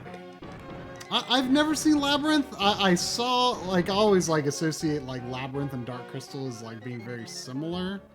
Like, I don't know if they're similar, but I always, like, think of them together. Have you seen Dark Crystal, though? I have. I mean, I don't remember. I got them. I don't remember a lot about it, but I don't remember caring for it very much. You should watch it again if you get a chance. It's a really good movie, and it's really intense for, like, kids. I saw it when I was a kid, and I've been thinking about, when can my kids watch it? It's probably not for a while. Like, it's pretty intense and creepy in a lot of ways, but it is a great movie. A movie. Just, like, really good looking. Another movie I watched on Amazon Prime recently that I hadn't seen before was AI. That's on Amazon Prime right now. Oh, you'd never seen it? No. It was pretty interesting. Yeah, it's a very polarizing movie. I think it's pretty good. A lot of people don't like the ending of it. The ending was weird, but, like, the weirdest thing about the ending, which I didn't necessarily mind, but, like, the ending, like, went into, like, a lot of, like, explanation and stuff rather than, like, yeah, it's the sort of thing that you would have expected it just to happen without, like, the robot, like, explain, like, oh, here is this, like, thing about science that we discovered, and this is why this is going to happen. And, like, that was, like, all, like, pretty spelled out. And that just seemed like an unusual thing. Like, I feel like most movies probably would just let it happen without like any explanation, like that deep of an explanation. I thought it was pretty good. Definitely flawed. I mean, not your typical Spielberg movie, and you know, and for good reason, obviously. You know, it was very much supposed to be a Kubrick movie. Right. Yeah, I thought it was pretty interesting. I mean, I liked it overall. You know, definitely a movie that'll stay with you, I think. You know, I remember I was in LA when it came out. Me and some of my high school friends were at this really honestly kind of worthless thing called the Media Workshops at UCLA, which was just kind of like a summer program for kids who were interested in media, you know, video journalism, movies, stuff like that, TV, you know, those kinds of fields. And you know, we went to like some TV studios and stuff, but yeah, we jeez. Okay, I think that's about where I died. Really quick, I see Al Lopes in the chat says, have you guys had any major updates to your setup since RGB 102? 102! Yeah, there's a whole video that shows our setups. As of like even that's like 2 years old. That's now. like 2 years old. Yeah, there's a video called like gaming setup and tour. Yeah, making my life in gaming. Yeah, it's man, like this is so annoying. I'm like having this problem with he's wanting to do diagonals, and I'm like using a real Super Nintendo controller. This is not an 8-bit dough. Oh, we got a $19.99 donation from Kelly Greenidge. She says, hope all is well with you guys. Can you guys suggest a place to get some decent component cables? I need to get them to be over 10 feet stretched across my 32-inch Sony CRT. I mean, I don't really have a lot of advice on that, apart from I don't like Monoprice's component cables. They don't hold the connection. They just fall out of the socket very easily. They aren't very pliable. If you see, like, I personally kind of like the style, and I think you can get some like this on Amazon. They're like similar to HD Retrovision's cables, where they like, you know, you've kind of got like this thicker cable, and then it like kind of breaks out. Ah! Let's go. I don't want to die again. Oh, my internet died. I wasn't aware of you not being here. Oh, wait, your face is frozen. Are you there? Yeah, I'm here now. Oh. I think my internet died for a second there. Well, I heard you like I didn't think you left, but your camera's being stuttery. I think your internet is continuing to die, perhaps.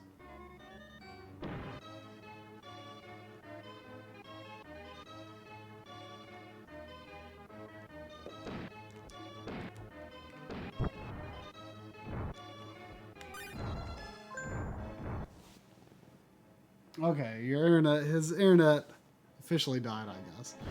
Yeah, I kind of like sort of the style like HD Retrovision cables, where they like there's like a thinner cable that like, oh my gosh, did I do it? Did I do it? Please tell me I did it. There's gonna be a password. Oh my gosh. Was there really no password? Maybe there's a password, and they would give it to me later. There's got to be a password.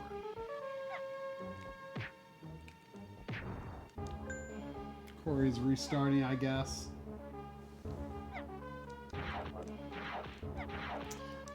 But yeah, I like where it's like a bundle in the middle, and then it kind of like breaks out into the component cables. Like, I mean, obviously, there's a lot of different types of that, but in general, I've liked that style better than just a thick cable, like thick individual cables. Like they just don't seem to. Oh man, those kind of cables just don't seem to hold up. They don't seem very pliable, I guess. Oh my gosh, you've got to be please. Oh my gosh, I am done with this game for the night. Oh, is Coury back? Am I back? I don't know. My computer seemed like it was doing some sort of update or something like that. I don't. You don't have video. Oh, hang on.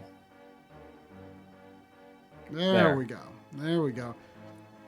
Here, what I missed? Hey, you beat the game? Yeah, I beat the level and I got to the dig site and I died and there was still no new password. Still no, when you get to the game over screen, it still sends you all the way back here. It doesn't even, like, what's even the point of the continues?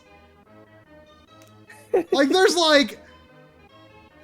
all these like annoying levels before there's even another password. It's very frustrating. This might be a first where it's just like a game is too annoying for you to like want to play it in the stream. Well, I mean it's 11 o'clock now. I know. I don't know if we might want to imagine something else for me to do. Let me take Sandy out because she's just kind of staring at me. But okay. Entertain the people. I'll answer entertain the people and maybe come up with something else I could do really quick. Maybe something on Super Nintendo. Okay. Really quick, Kelly Green is just asking about component cables. I just use component cables like the ones from Amazon. I mean, I'm not like, I think that if it's just like male component cable to male component cables, like they're pretty good. I don't think he has Batman Returns. Are we doing any East Coast appearances in the near future? We don't. We were thinking about. I think we're going to be going to Retro World Expo it's in Connecticut, and it's in September. We were asked to go, and I think we're going to go this year. But other than that, we don't have any other convention appearances.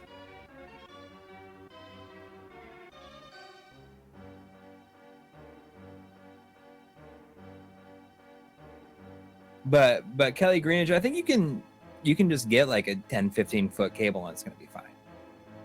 Just like anything from Amazon. I mean, that's what I use.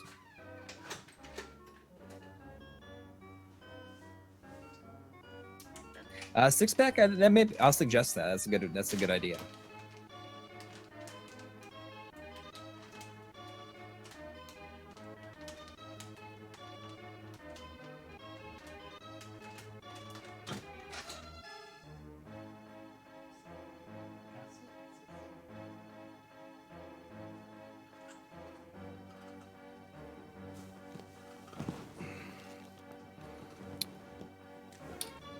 Did you come up with any ideas?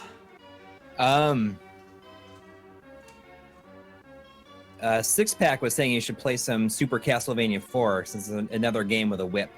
I mean, I feel like I couldn't do anything interesting in Castlevania 4 in a short period of time. I don't want to go too far over. Let me see what you got here. Yeah, let me Why don't you do a cookie stream? Or why don't you do a cookie? Do a Super Nintendo cookie? Yeah. Okay, I'll do a Super Nintendo cookie. I can probably won't be very well. Hold on, let's do this. Let's do dual cam.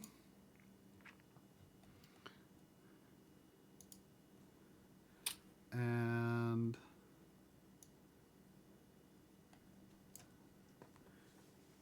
hey, Sandy. I feel like he might not be keeping this game. I don't know. Oh, oops! I put the pre-stream on. Wait. Oh, there we go. There we go. Okay, here is.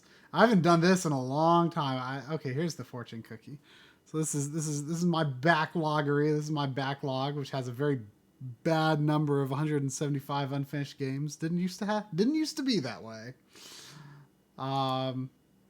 I've not done a fortune cookie in a long time. Yeah, maybe you want to explain what the fortune cookie is before you do it. So the fortune cookie, you can set parameters, and it picks a random game within those parameters. There's a very popular streamer that likes to use the fortune cookie. It's a Proton John, right? That likes to use the fortune cookie feature of the deck. Yeah. And so let's open that cookie. And it's set. Fortune cookie. You're speaking to my heart, fortune cookie. Oh yeah. So it randomly picks the game. What is it? Well, you'll see. Oh. Well, all right. I can do that. I can do that.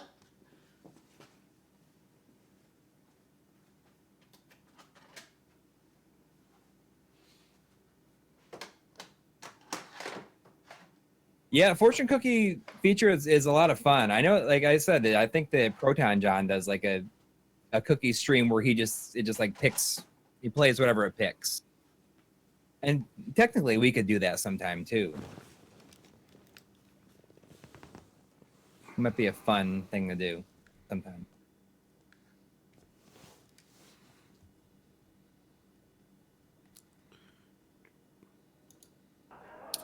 Oh, let me get that cookie out of the way.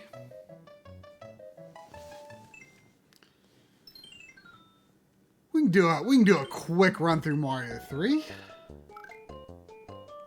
My battery is dead or has died at some point in this.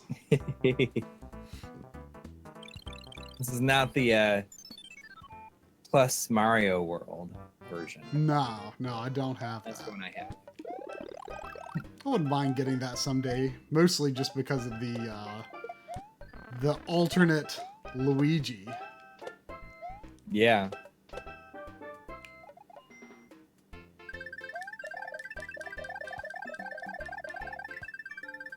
I was just playing the Game Boy Advance version. Oh yeah? Yeah. Capturing some footage. No, not really capturing, just seeing how it plays. I mean, it's a fine version.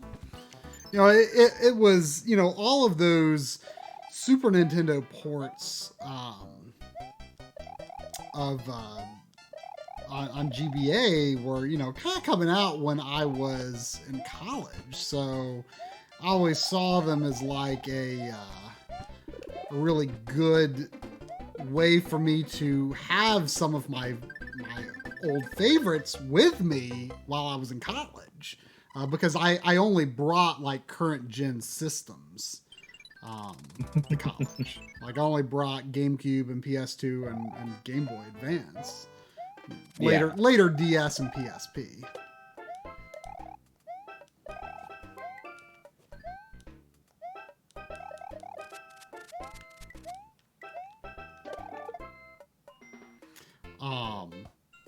I did my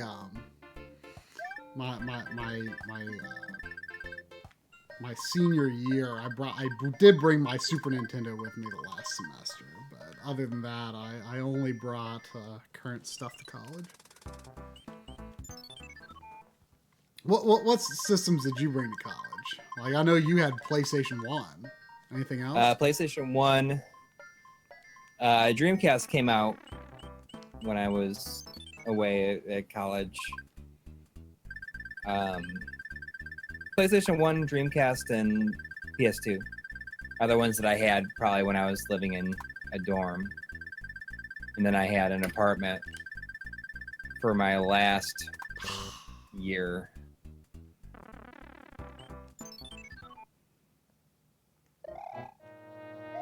my cousin's husband had his TurboGrafx stolen when he was moving out one year. And I know. I think of that often. I often think, you know what? I would probably have that TurboGrafx if it wasn't stolen.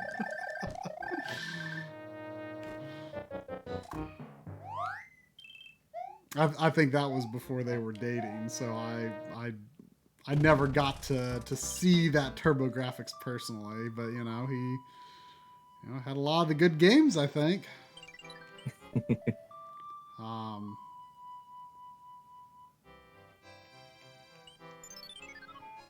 But my Dreamcast is theirs, and they let me have the remains of their NES collection once. So.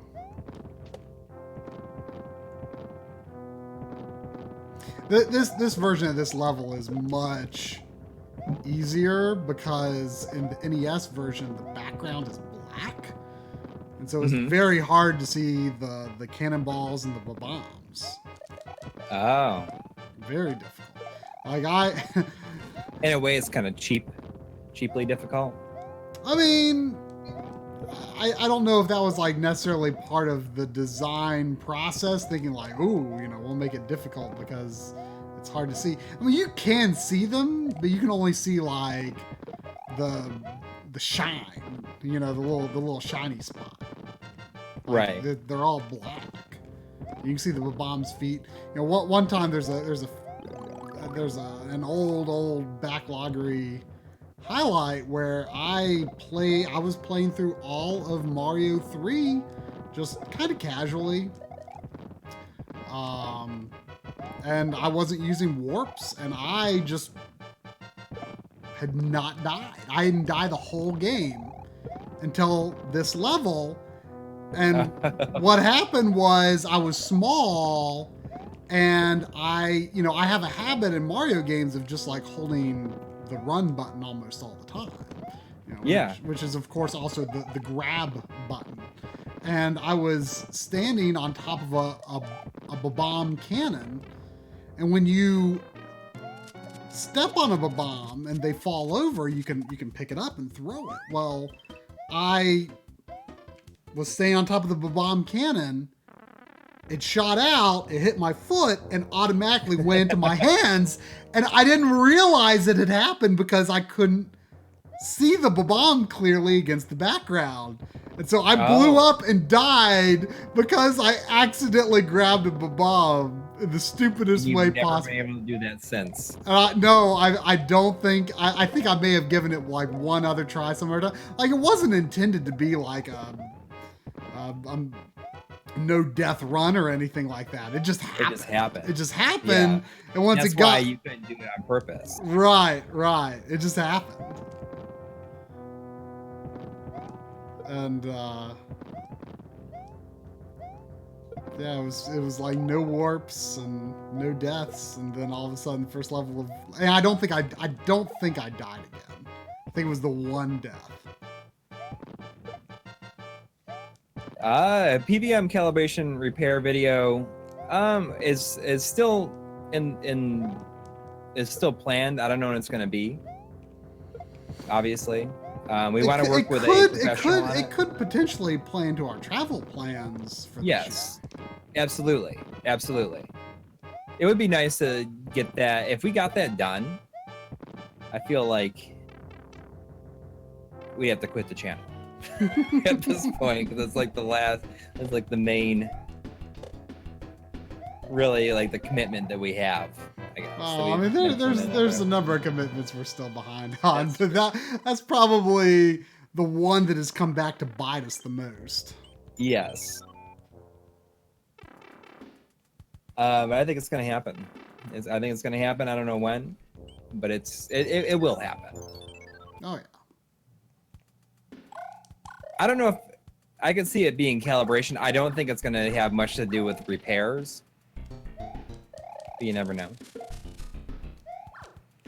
Yeah, I mean, I'm sure what it will become is grander in scope than what we had imagined when we originally said, like, you were going to make it part of 104, and then you're like, oh, this is too complicated. It can't be 104, part of 104. Like, you didn't want to put it out with, like, kind of halfway information.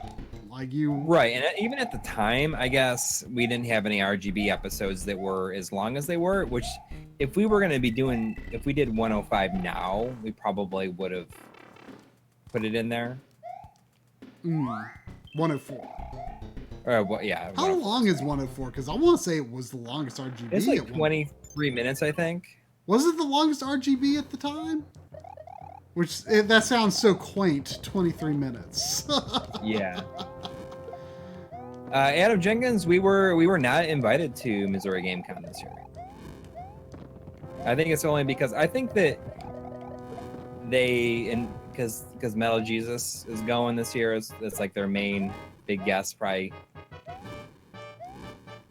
probably like cost more money to bring him than it would have. And plus, with it only being one day this year, they probably they probably thought if they brought too many guests, it'd be overkill. Right. I really want to go again though. It was a lot of fun. Yeah. I don't even know for sure if we're getting a Too Many Games panel this year. Yeah, we haven't heard anything about it. I noticed that the panel submission form is still up, though, so they must not be totally closed.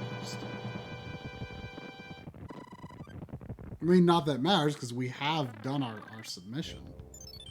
Right.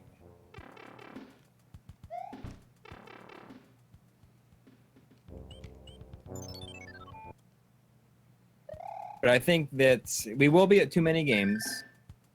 Whether or not we have a panel remains to be seen. But it's going to just be a fun time to hang out anyways. Oh, yeah. Always is.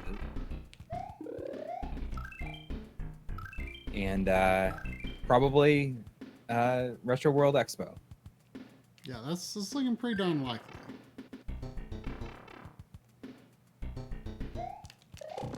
Any more shelving or display episode plans? Not right now. No, I mean, I think only if... that jump felt a little funny. As a kid, I couldn't beat that level without P-Wing. Or at least it was a long time before I could.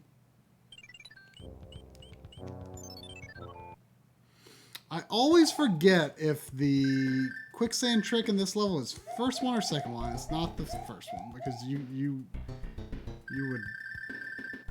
Actually, no, I think it is. I think it is. It's the first one. It's the first one. It's gotta be.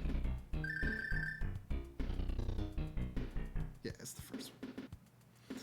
I can never remember, though, which way is the way to a power-up and which way is the one to extra, or just a bunch of coins. Here we go. This is the power-up, I think. Oh, I thought it was a Tanuki suit. Oh, well. Yeah, try to stop playing because the password system is cruel. was pretty cruel. Like, put him back like 5 levels. Well, or like it was just like it was not giving a new password until like the location of the story changed. Right. That was the big problem. Which, I mean, I guess really isn't that big of a deal. It just didn't work for... It was just that the levels were hard, and the boss, like, kind of felt like it just a crapshoot. Yeah. I mean, I played it until just before 11 yeah. So it... You know, I mean, you might do it on your own time. This is technically after hours streaming now. Yeah. Whoa! I scratched my nose and forgot that the other side of that door was was a conveyor belt. Does anyone ever go to a retro convention solo? I'm looking to go to one. My first time I would be going alone, unfortunately. I mean, I've been to them. I've been before by myself. Usually like local ones though. Like Comic-Con here and stuff like that. And New York Comic-Con, I went by myself many times, actually. I mean, if I was traveling and I was supposed to go, I probably wouldn't travel and go to a con by myself. I don't think. How do you get up there? You just had to have a little more of a run.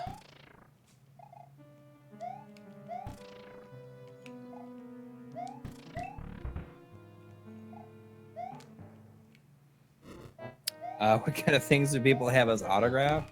What kind of do you have? What kind of things do people have? We've signed like 2 Framemeisters. We signed a Sim City on Super Nintendo. Yeah. I signed a Night Trap Blu-ray for someone like local before, but that's really it. I mean, we haven't like signed too much stuff. Yeah, I used to go to New York Comic Con all the time before when I lived there. Then it got so big also that it was just tickets would sell out so quickly.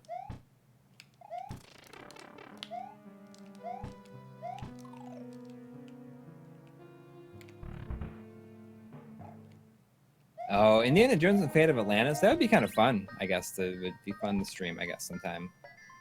It's the point and click.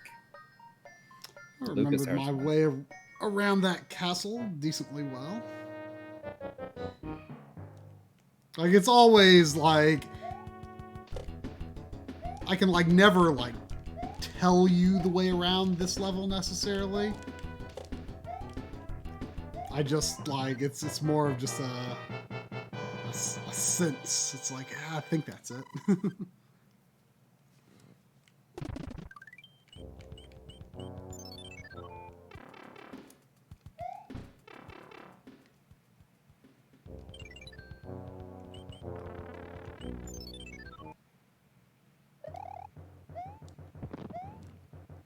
Yeah, I think the last time I went to,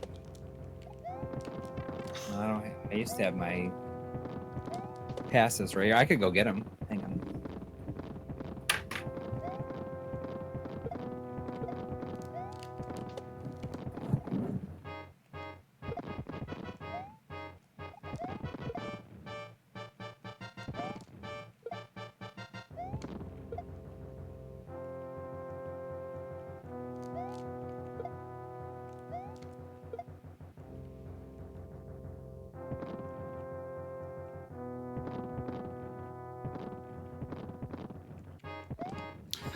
Kind of weird that the ground speed of the ground is moving as such that Mario's feet do not stick to it when he's standing still.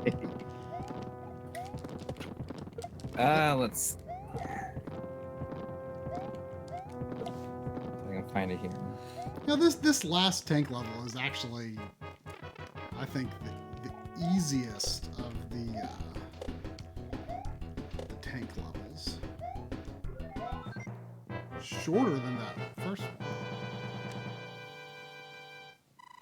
Yeah, so the last year I probably went was 2013 to New York Comic Con. So I went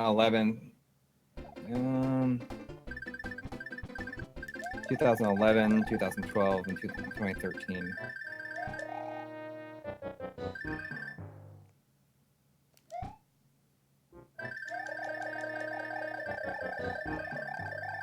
Oops. Does the one-up trick work in this? Does the one-up box trick work in this version? I don't know. Probably You're don't asking the want. wrong person. I probably don't want to do it since I lost my tail now. It'd be risky.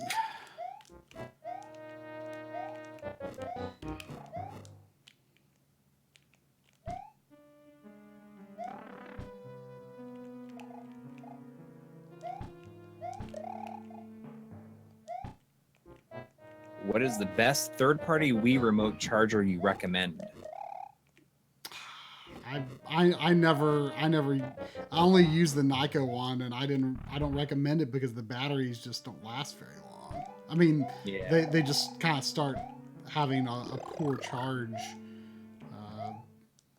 after a few years. I mean, is there really even can you even buy batteries anymore for any of the old third-party chargers? I mean, the official charger was kind of unreasonably expensive.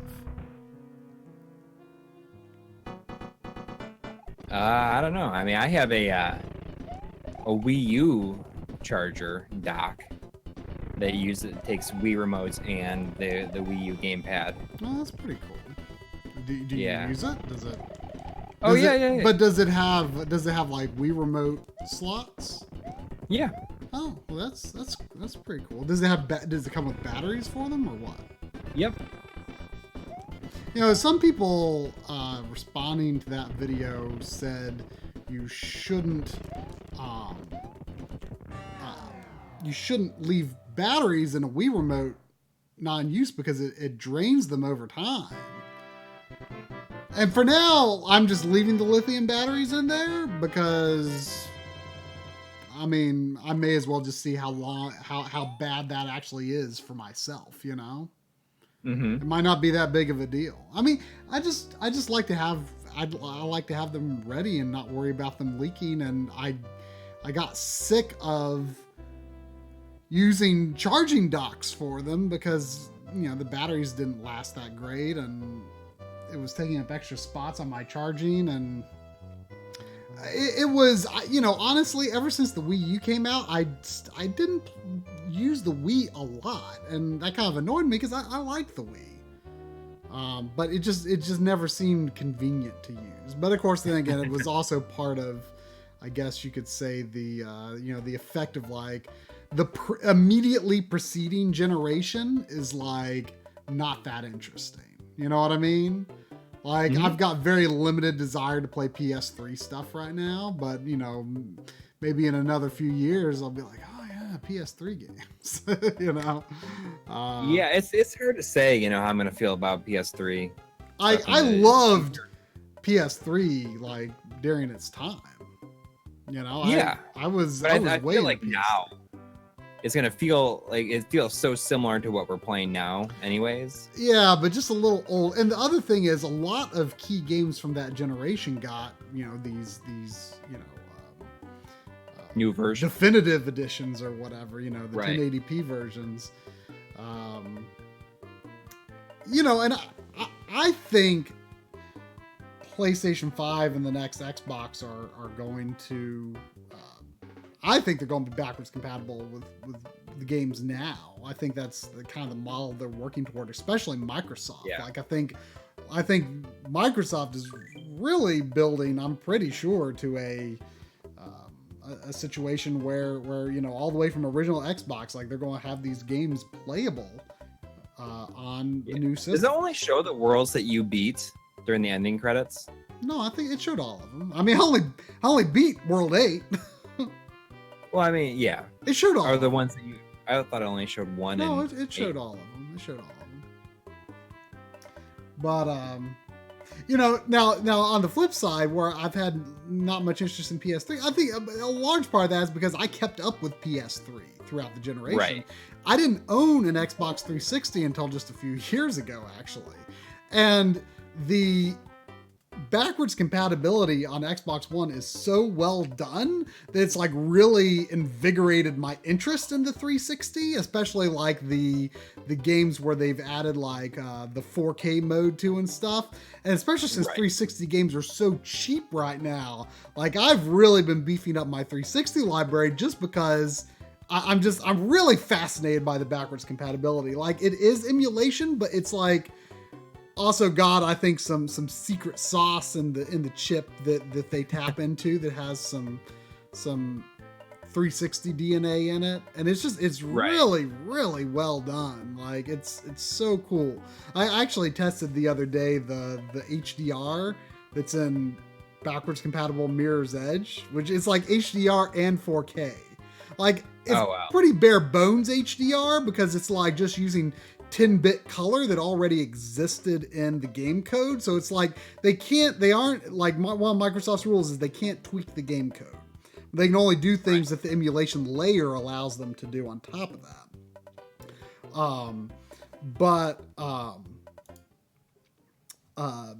It's just really fascinating to me. I've been really interested, and plus, just across the board, frame rates are improved, and the games that don't get an upgrade are basically visually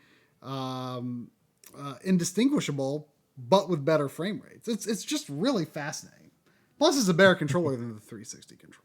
Oh, we got a $3.14 donation from Daniel Slowson.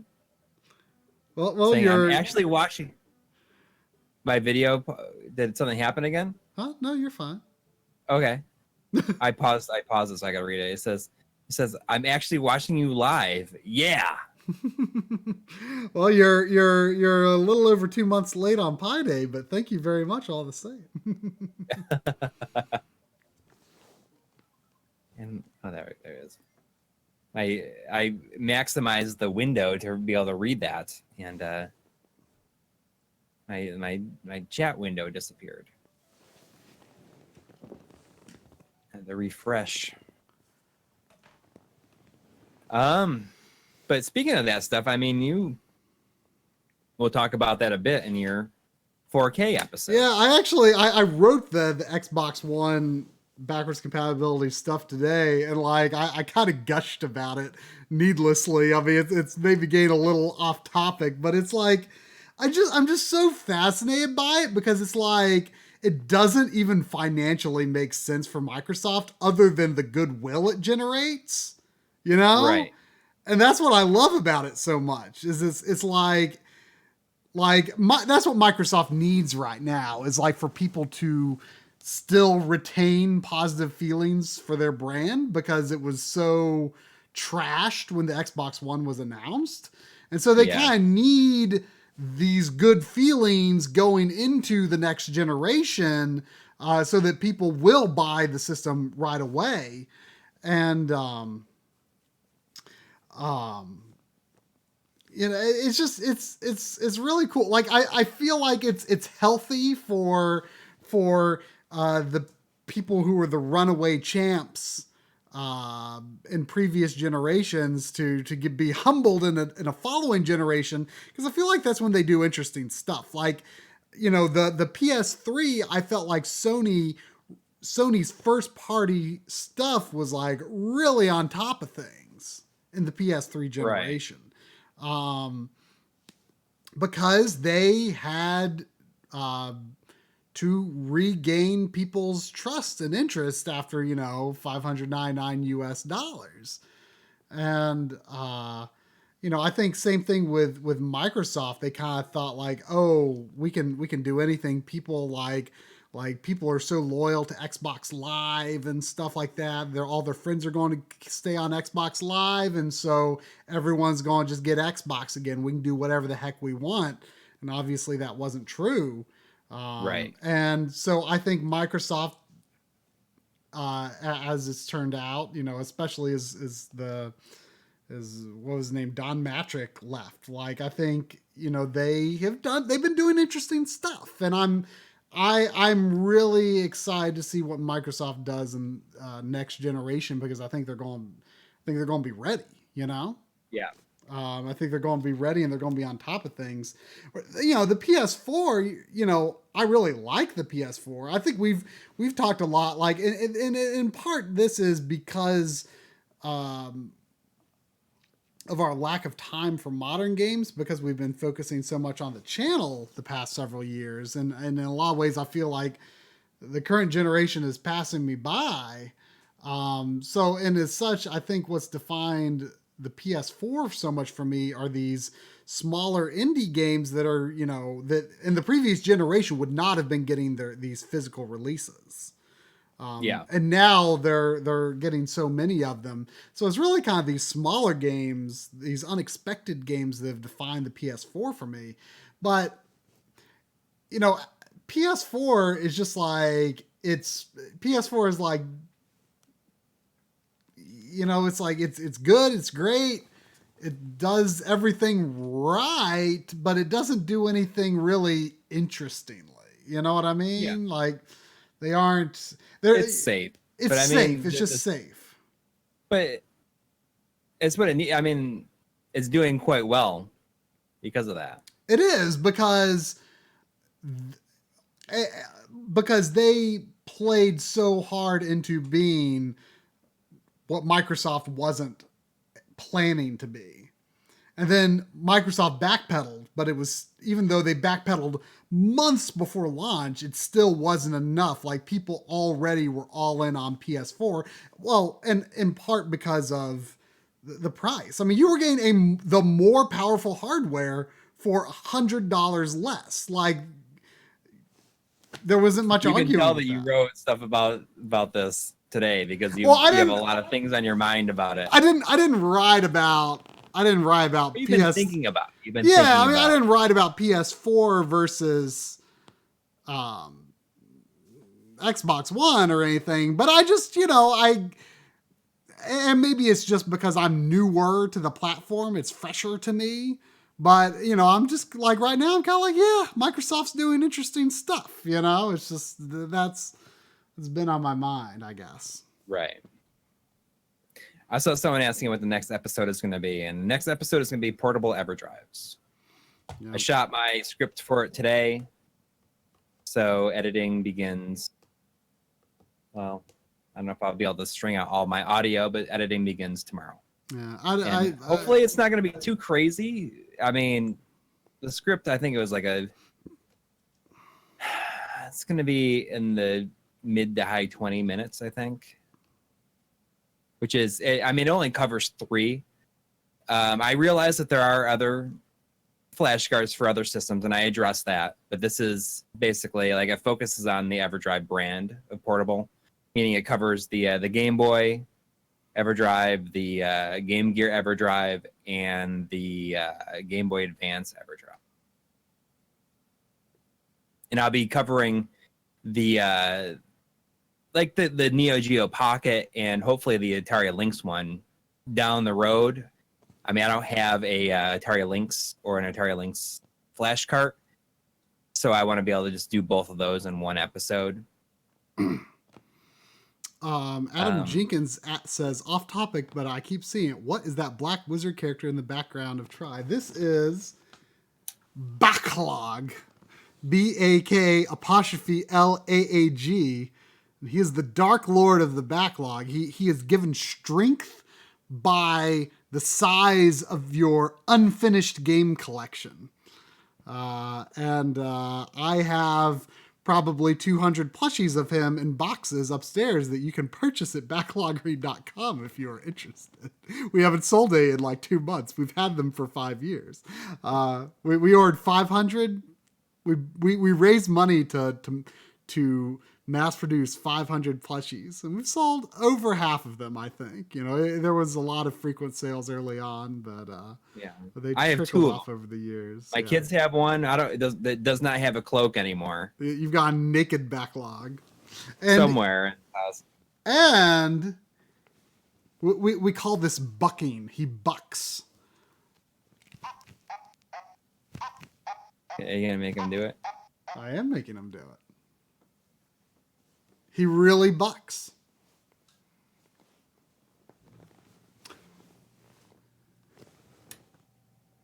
So yeah, buy one at Backloggery.com and try. I'll mail you one. It's like takes up an entire room in his house, basically. It takes up a significant portion of an upstairs closet. I've still got like 2 boxes full, like the original shipping boxes, and then like 2 like plastic tubs full. I need to get rid of those boxes so I have room for more PVMs, basically. Yeah. But his laugh is based on Ganon from Zelda 2. Yeah, but I mean, someone says Kung Fu. Bald Bull has I think it's basically the same sound sample or not Yeah. sample, but whatever the generated sound that makes that buck, buck, buck. We call it bucking, but it is. I mean, his design is indeed the Zelda 2 Ganon game over screen merged with a Goomba merged with Emperor Palpatine is what he is, and he. But that laugh is not just like ripped straight from Zelda 2. Like, I think I recorded that is recorded from my NES, FYI. That is recorded from my NES over RCA cables, like 5 years ago, before I was into RGB and all that. But it was modified. I tweaked it. Like I took one, like the bucks didn't, the actual bucking from Ganon does not flow quite right. So like I took one buck and I buck, adjusted the spacing and the timing and the loudness. I forget exactly how it goes, but it is recorded from a real NES, but customized.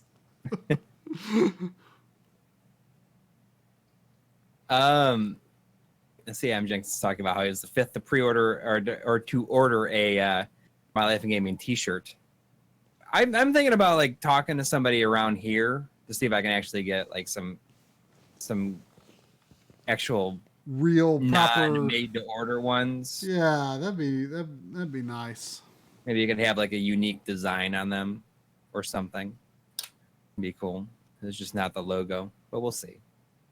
I mean, it's like I want to do that. I want to do the How to Beat VHS reprint and new version, which I don't even know. Like, I feel like it'd be impossible for us to sell all those tapes worth of them if we were to do it. But I mean, I think we'd sell a handful at least. Do you guys do you guys play newer third-party games on consoles or PC? Do you play newer games at all? We do play newer games, not as much as we would like. But we play on console because we like physical copies so much. Yeah. I went through a phase in the last like maybe year and a half or two of the previous generation where I was playing the newest games on PC. Like I played Batman Arkham City and Tomb Raider and BioShock Infinite. I played all of those on PC because I had a good enough. I bought like a new graphics card to get ready for the relaunch of Final Fantasy XIV, and it came with codes for Tomb Raider and BioShock Infinite, which was a really good deal.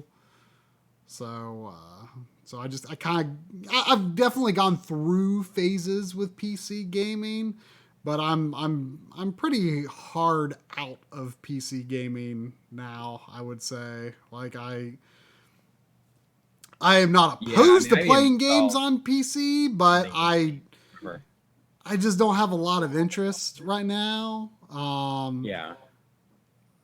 Mostly because like I like the simplicity of a console. I like just putting it in, and your game kind of is what it is. Like if I have the power to tweak settings, I do, and I get really frustrated with how much time I spend doing that instead of just playing the game.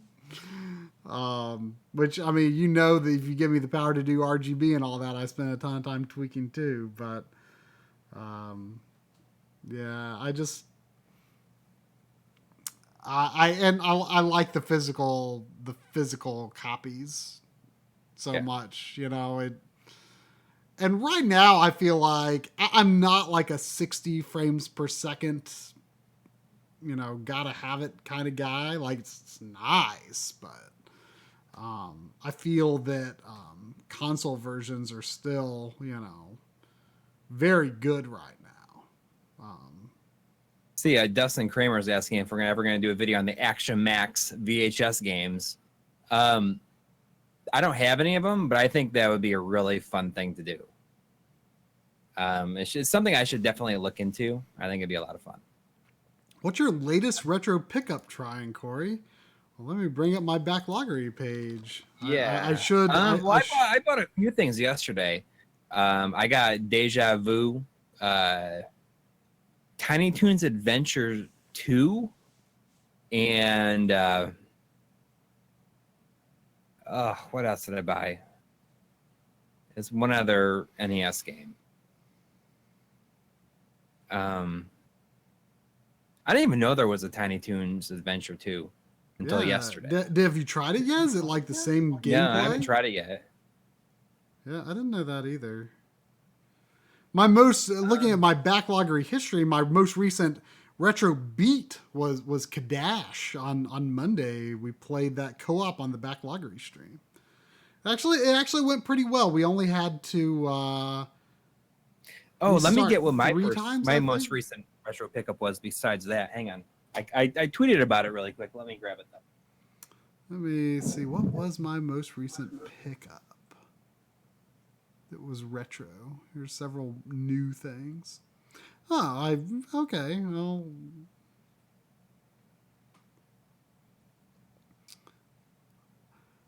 I'll go over this when Coury's back. I'm back. You're back. Let me go over my list, and then you can do your thing. My most recent retro pickups, it was plural, was on May 3rd. I went to a couple of local shops, and mainly because I wanted a Dreamcast to put my GDMU in. Which I did find. I bought that. And I also bought a PSP 1000 because I'm going to need that. I used to have one. I don't have one anymore. I have a 3000 and a Go. But I'm going to need that eventually for a PSP episode, so why not? But I also got Final Fantasy Legend 2, which is a game that I'd been putting off getting for a long time. And one reason was it's just one of those games where it feels like you always see like a crummy looking copy. But I got Final Fantasy Legend 2. I got Shinobi for the Master System, which seems good. I'm looking forward to playing that. I got Samurai Legend Musashi for PS2, which, like, I remember it getting really bad reviews, but I was just like, I'd always been kind of curious. And it was only $10, so I was like, I'll get that.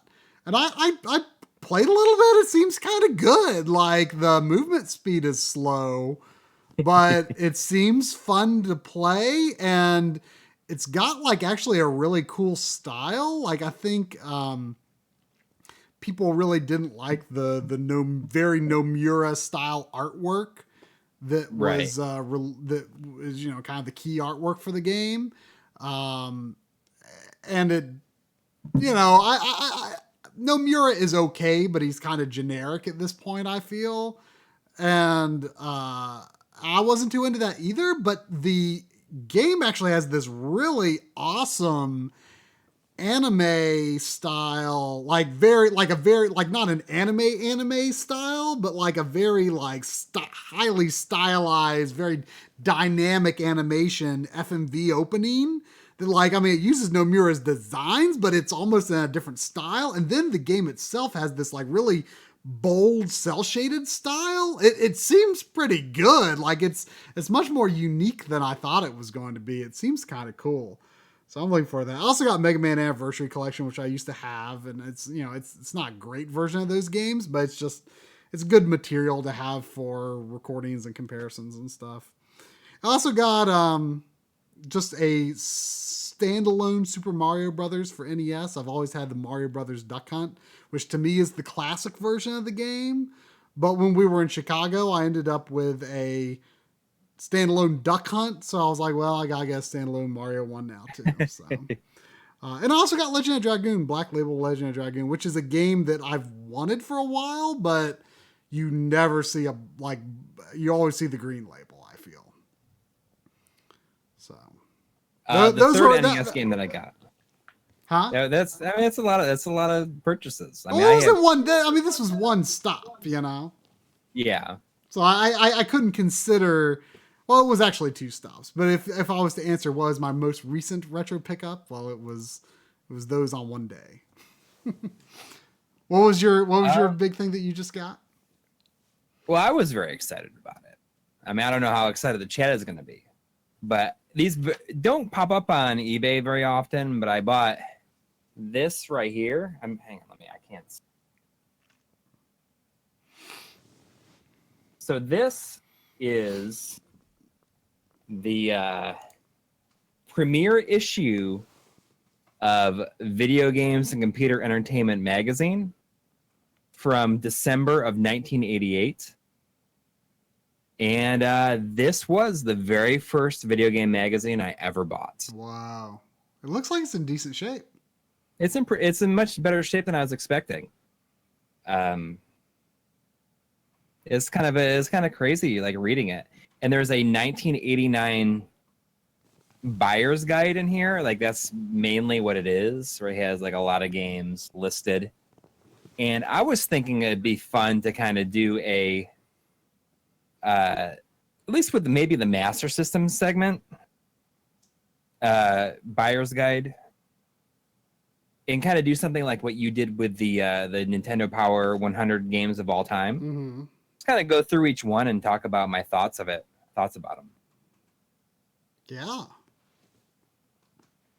I just think it'd be kind of fun. I mean, there's a lot of Master System games that I would never really have another chance. That might be a good sort of easy episode to do if you need to pull something together quickly. Right. And I don't if I don't have the 4K episode ready.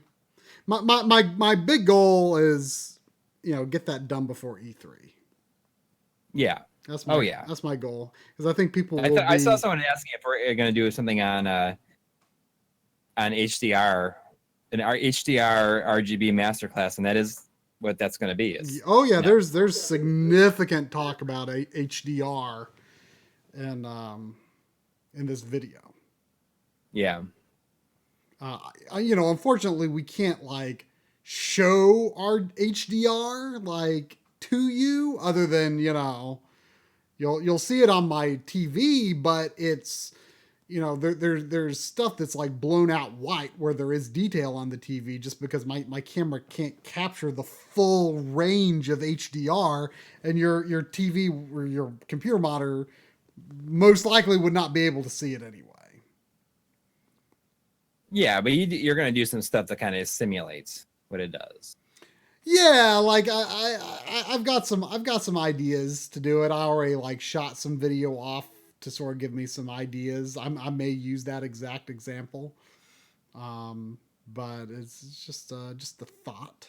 So yeah. But yeah, there's a lot. In fact, Coury knows very little about HDR, I'm sure, since you don't have a TV like that. But you are the one doing almost all the HDR talk in the episode. That's all right, though. I wrote it.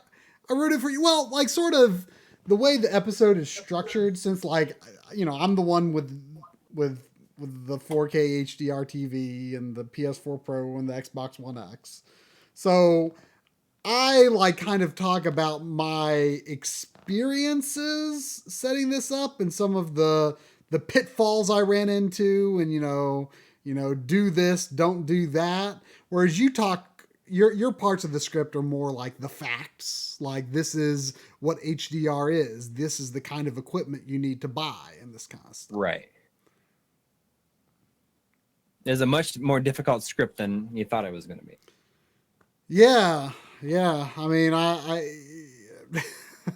hope people are interested and into it. I hope so, because it's probably going to be a 40-minute episode, so it's going to be a lot of work. I'm kind of thinking I'm just going to have to spend some time playing. I'm so behind on modern games, but I've got, I've bought a lot of them. So I think I'm, I'm going either games that I have played through. I'm just going to have to load up. When I don't know about you, but like what I find these days when I'm playing through a game just purely for fun, I make like excessive saves as I go through the game because I'm like I want to make like mid-game points where I could like just load up a file and I could just load up a file and capture like mid game or late game stuff. So not everything's from the beginning of the game. Sandy, what are you doing?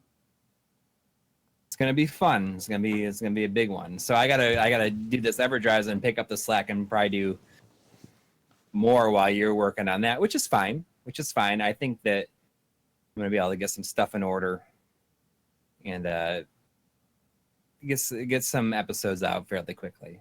I mean, if I'm just doing something on this magazine, I'm excited about that. Hopefully, I mean, it's hard to say how many people will be like really excited about that, but oh well. I think it's fun. That's what you like I was talking about how like the minis, like the smaller episodes, makes it so we can kind of experiment a little bit here and there and do some stuff that it's okay if they're not big hits. So that's as long as we keep those, like the kind of videos that people really want coming as well. I think it's okay if we experiment a little bit.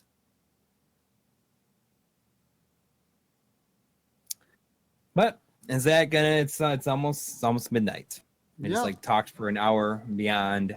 Well, not just that. That's true. I mean, I guess you played 25 minutes or so. All righty. All right. Thanks for watching, everybody. Yeah. And we'll see you next week. And take care. All right. Good night. Good night.